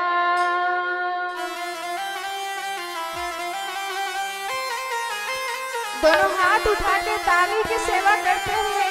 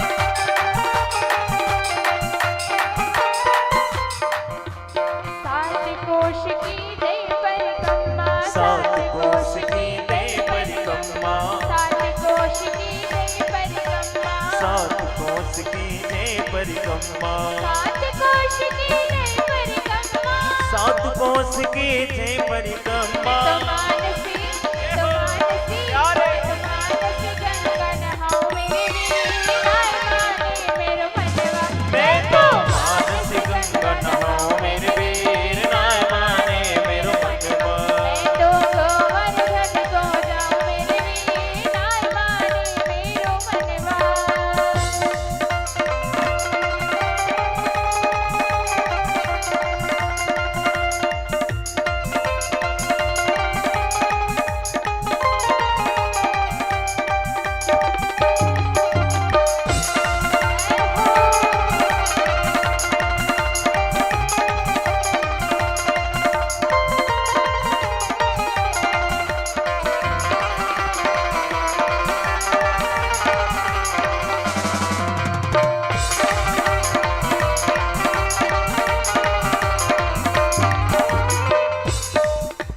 सात शेर की करूं कढ़ाई, सात शेर की करो कढ़ाई, सात शेर की करूं कढ़ाई, सात शेर की करो कढ़ाई, सात शेर की करूं कढ़ाई। सात शेर की करो कढ़ाई।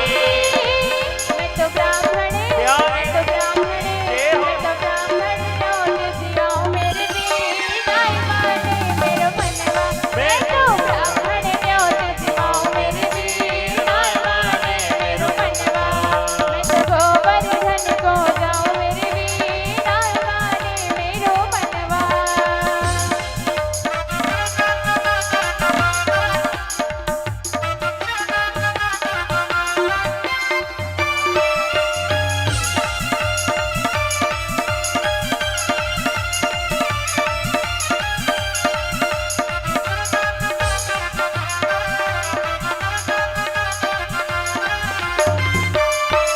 जय श्री राधे।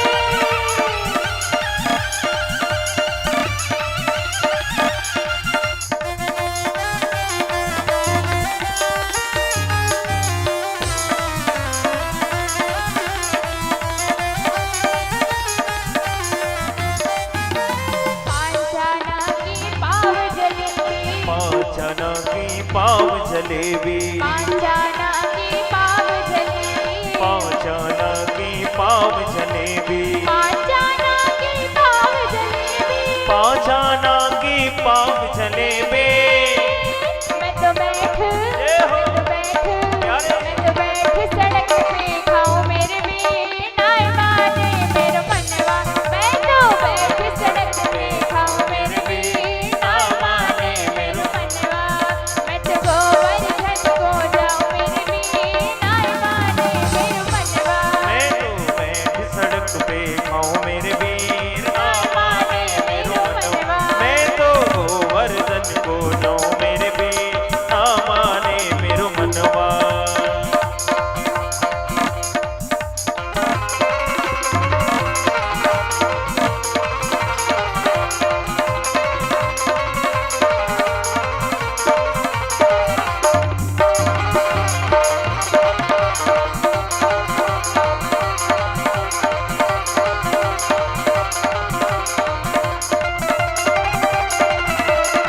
बोले वीरराज भगवान की जय हो।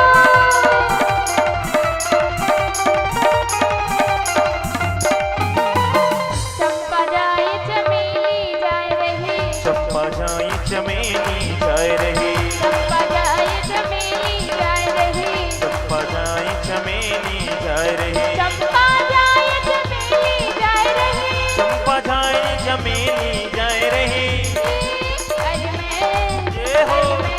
प्यारे अरे मैं कैसे रह जाऊं मेरे वीर, नाय माने मेरो मनवा। अरे मैं कैसे रह जाऊं मेरे वीर, नाय माने मेरो मनवा। मैं तो गोवर्धन को जाऊं मेरे वीर, नाय माने मेरो मनवा। मैं तो गोवर्धन को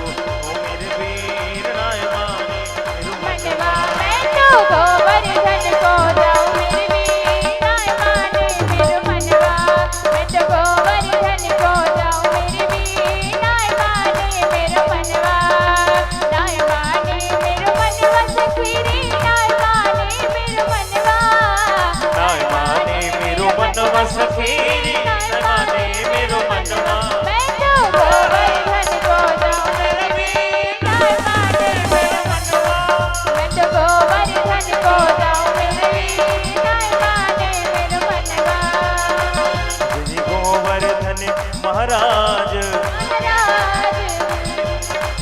श्री गोवर्धन महाराज महाराज तेरे माथे मुकुट विराज श्री गोवर्धन महाराज महाराज तेरे माथे मुकुट विराज रहे गोवर्धन महाराज महाराज तेरे माथे मुकुट विराज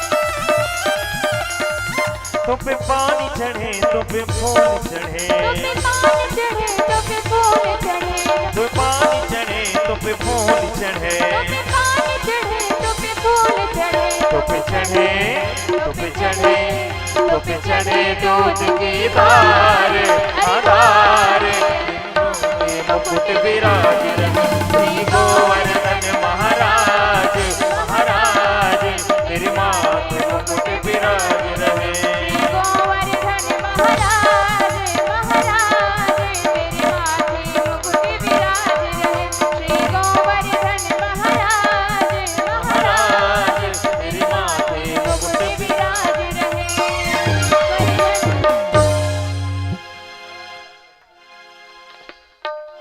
आप सभी अपने अपने स्थान पर खड़े हो जाइए और प्रेम पूर्वक भागवत भगवान की आरती करेंगे। बोले गोवर्धन नाथ की